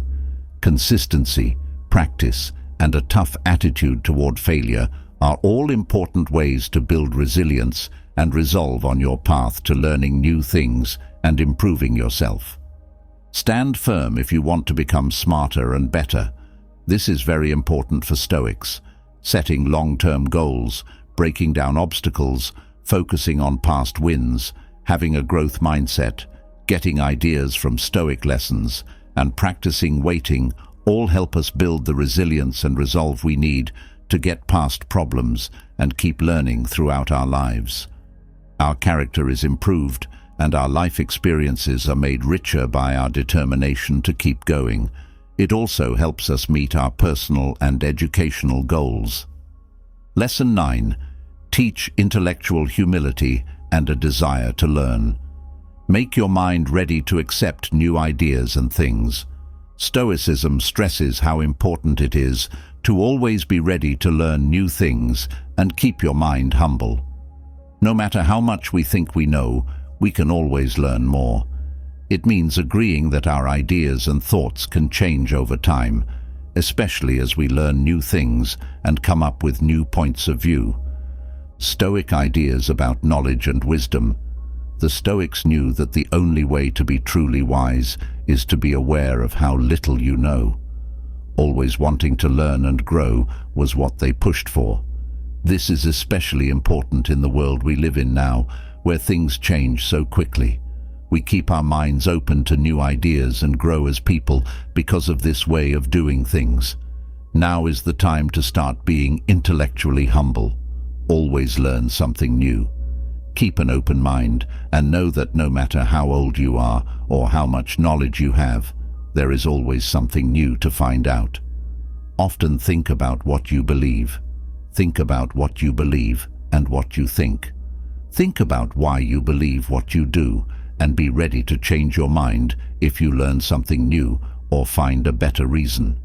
Try to see things from different angles. Find thoughts and ideas that aren't the same as yours. Learning about things from different points of view can help you understand them better and make you question what you believe you know. It's important to listen actively when you talk or chat, especially when talking about something tough or controversial. Don't just wait for your turn to talk. Listen actively instead. Just try to see things as the other person does. Read many different things. You can learn more by reading books, papers, and other things about a lot of different subjects, even if those subjects aren't usually your thing. Mistakes are chances to learn. There was something wrong. When you make a mistake, think about what you can learn from it. Seeing mistakes as chances to learn makes you more intellectually humble. Intellectual curiosity is a big reason why people keep learning, and the idea has its roots in the Stoic philosophy. For the sake of learning, it means really wanting to find out new things, learn about new things, and understand hard ideas. When we're intellectually interested, our minds stay busy and open, ready to learn and grow from every new event. If you want to be more intelligent in real life, try learning something new every day. You should make time to learn about things that you don't usually find interesting. This could mean going to talks, movies, or online lessons about things you don't know much about. Talk about things that make you think. Talk to people who can help you think of new ideas. Having talks that are stimulating for your mind can make you want to learn more. Make a list of your questions. You should keep a journal where you can write down new ideas, questions, or things that interest you. Keep coming back to these questions and study or talk about them to find out more. To learn, have the mind of a beginner. This is a Zen Buddhist idea that fits well with Stoic ideals. It means going into every situation with the curiosity and openness of someone who is just starting out, no matter how much you know. This way of thinking helps you get over being proud of your knowledge and leads to a more humble and in-depth way of learning and understanding. To keep your mind fresh, learn new things and look at them in a fresh way. No matter what you're learning or going over, try to remember it as if it were the first time. This way of doing things keeps you from getting comfy and helps you learn new things. Mindfulness is a good way to learn. Pay close attention and be in the present moment while you learn. When you're aware, you can better understand and value the little things you're learning. Ask for help and feedback a lot. Even if you think you know a lot about a subject, ask other people for feedback and help. You stay on track and want to keep getting better because of this habit. Simply by adding these extra activities to the way you learn, you not only follow the ideas of Stoicism, but you also get smarter and learn more. Keeping an open mind and being interested in new things are great ways to make sure that your road of learning and self-improvement is enjoyable. Some important parts of Stoicism and personal growth are intellectual humility and a willingness to learn. To develop this, we should always be willing to learn new things, question our beliefs, and look for different points of view. Reading, listening, and making mistakes are all great ways to do this. Not only does this way of thinking help us understand the world better, but it also helps us adapt, grow, and do well in a world that is always changing. Being mentally humble helps us stay grounded and open, which is good for our learning and growth. Don't be afraid of change, be open to it. Get better at changing the way you think and act. The last lesson in our road to becoming calm talks about how important it is to be flexible and open to new things. Socrates teaches us many good things, but one of the most important ones is how to deal with change. This lesson is all about how to deal with new problems and situations with ease and grace. This is a skill you will need for the rest of your life to keep learning and growing. How to understand change in Stoicism. Change is a normal part of life, says Stoic thought. Marcus Aurelius said, "Always keep in mind that everything happens through change." To stay calm and get things done in a world that is always changing, you need to understand and accept this idea.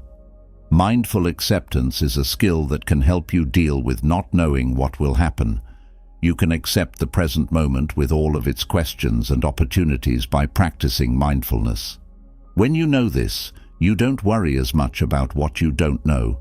When you don't know what will happen, think about what you can change. You can change how you respond and the choices you make. Don't worry about the things you can't change. Get ready for the worst that might happen.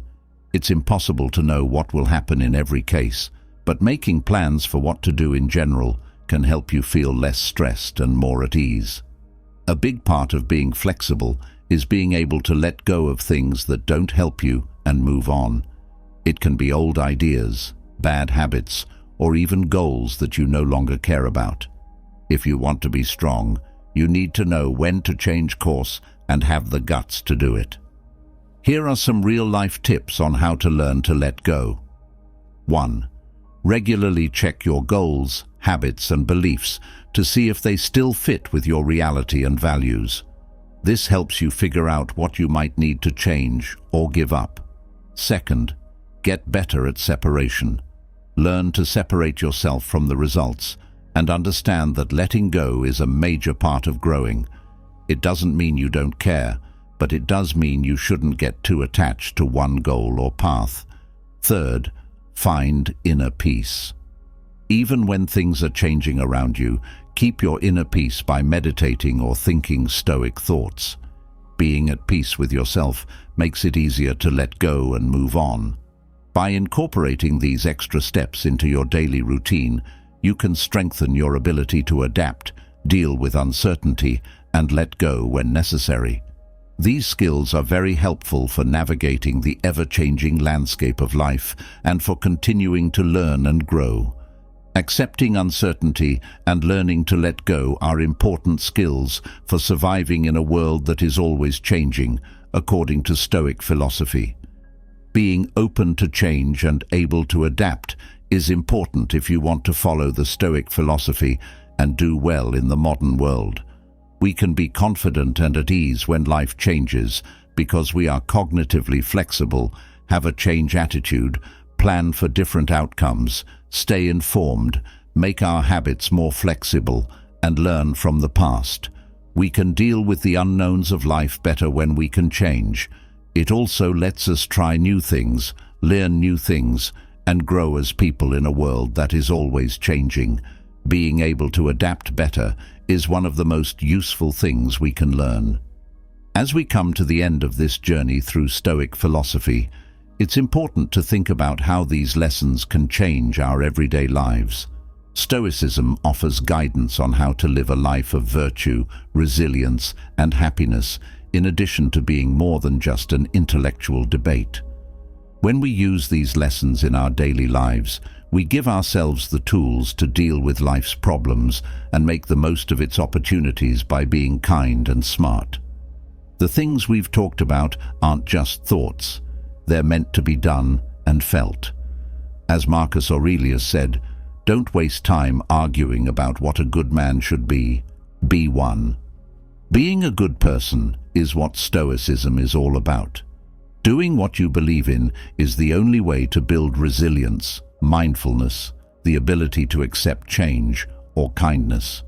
In each lesson, you can learn something new and make your life better. To live by Stoic ideals, we have to keep working at them and thinking about them. Because it's a journey, the road is just as important as the end goal. Every day is a new chance to show these good traits, grow as people, and learn from our mistakes. The great thing about Stoic thought is that it works for everyone, no matter what they are going through. Don't forget what the Stoics taught us. Let it shape our actions and choices as we move forward. Let's resolve to live by these principles every day, keep an open mind about our actions and thoughts, and constantly work to improve ourselves. That makes our lives better, and the lives of those around us better as well. Keep in mind that Stoicism is not about being perfect, but about getting better. As we work to get better, we should be kind to ourselves, notice our progress, and learn from our mistakes. Let's be stoic and respect each other, be brave, and keep an open heart. Then we'll be ready to deal with anything life throws at us with calm and knowledge. As we bring our exploration of Stoicism to a close, it's important to remember that the journey you've embarked on is one of continuous growth and self-discovery. The principles and practices of Stoicism you've been introduced to are tools for life, designed to guide you toward a more serene, resilient, and fulfilling existence. The power of repetition in embedding Stoic principles into your daily life cannot be overstated. Just as habits form through consistent action, so too will the transformative power of Stoicism become apparent through regular reflection and application of its teachings. It's in the day-to-day moments of choice, challenge, and contemplation that the true essence of Stoicism comes to life, shaping your reactions and fortifying your spirit. Carry forward the insights and practices you've learned, letting them illuminate your path as you navigate the complexities of life. Remember, Stoicism isn't a destination, but a journey, one that offers profound insights into the nature of happiness, virtue, and the good life. Thank you for taking the first steps on this path with us. May the journey ahead be rich with growth, understanding, and the peace that comes from living in harmony with Stoic wisdom. Keep revisiting these teachings, letting them guide you through life's trials and triumphs. Here's to your continued transformation and the endless possibilities that await as you embrace Stoicism in your quest to transform your life forever.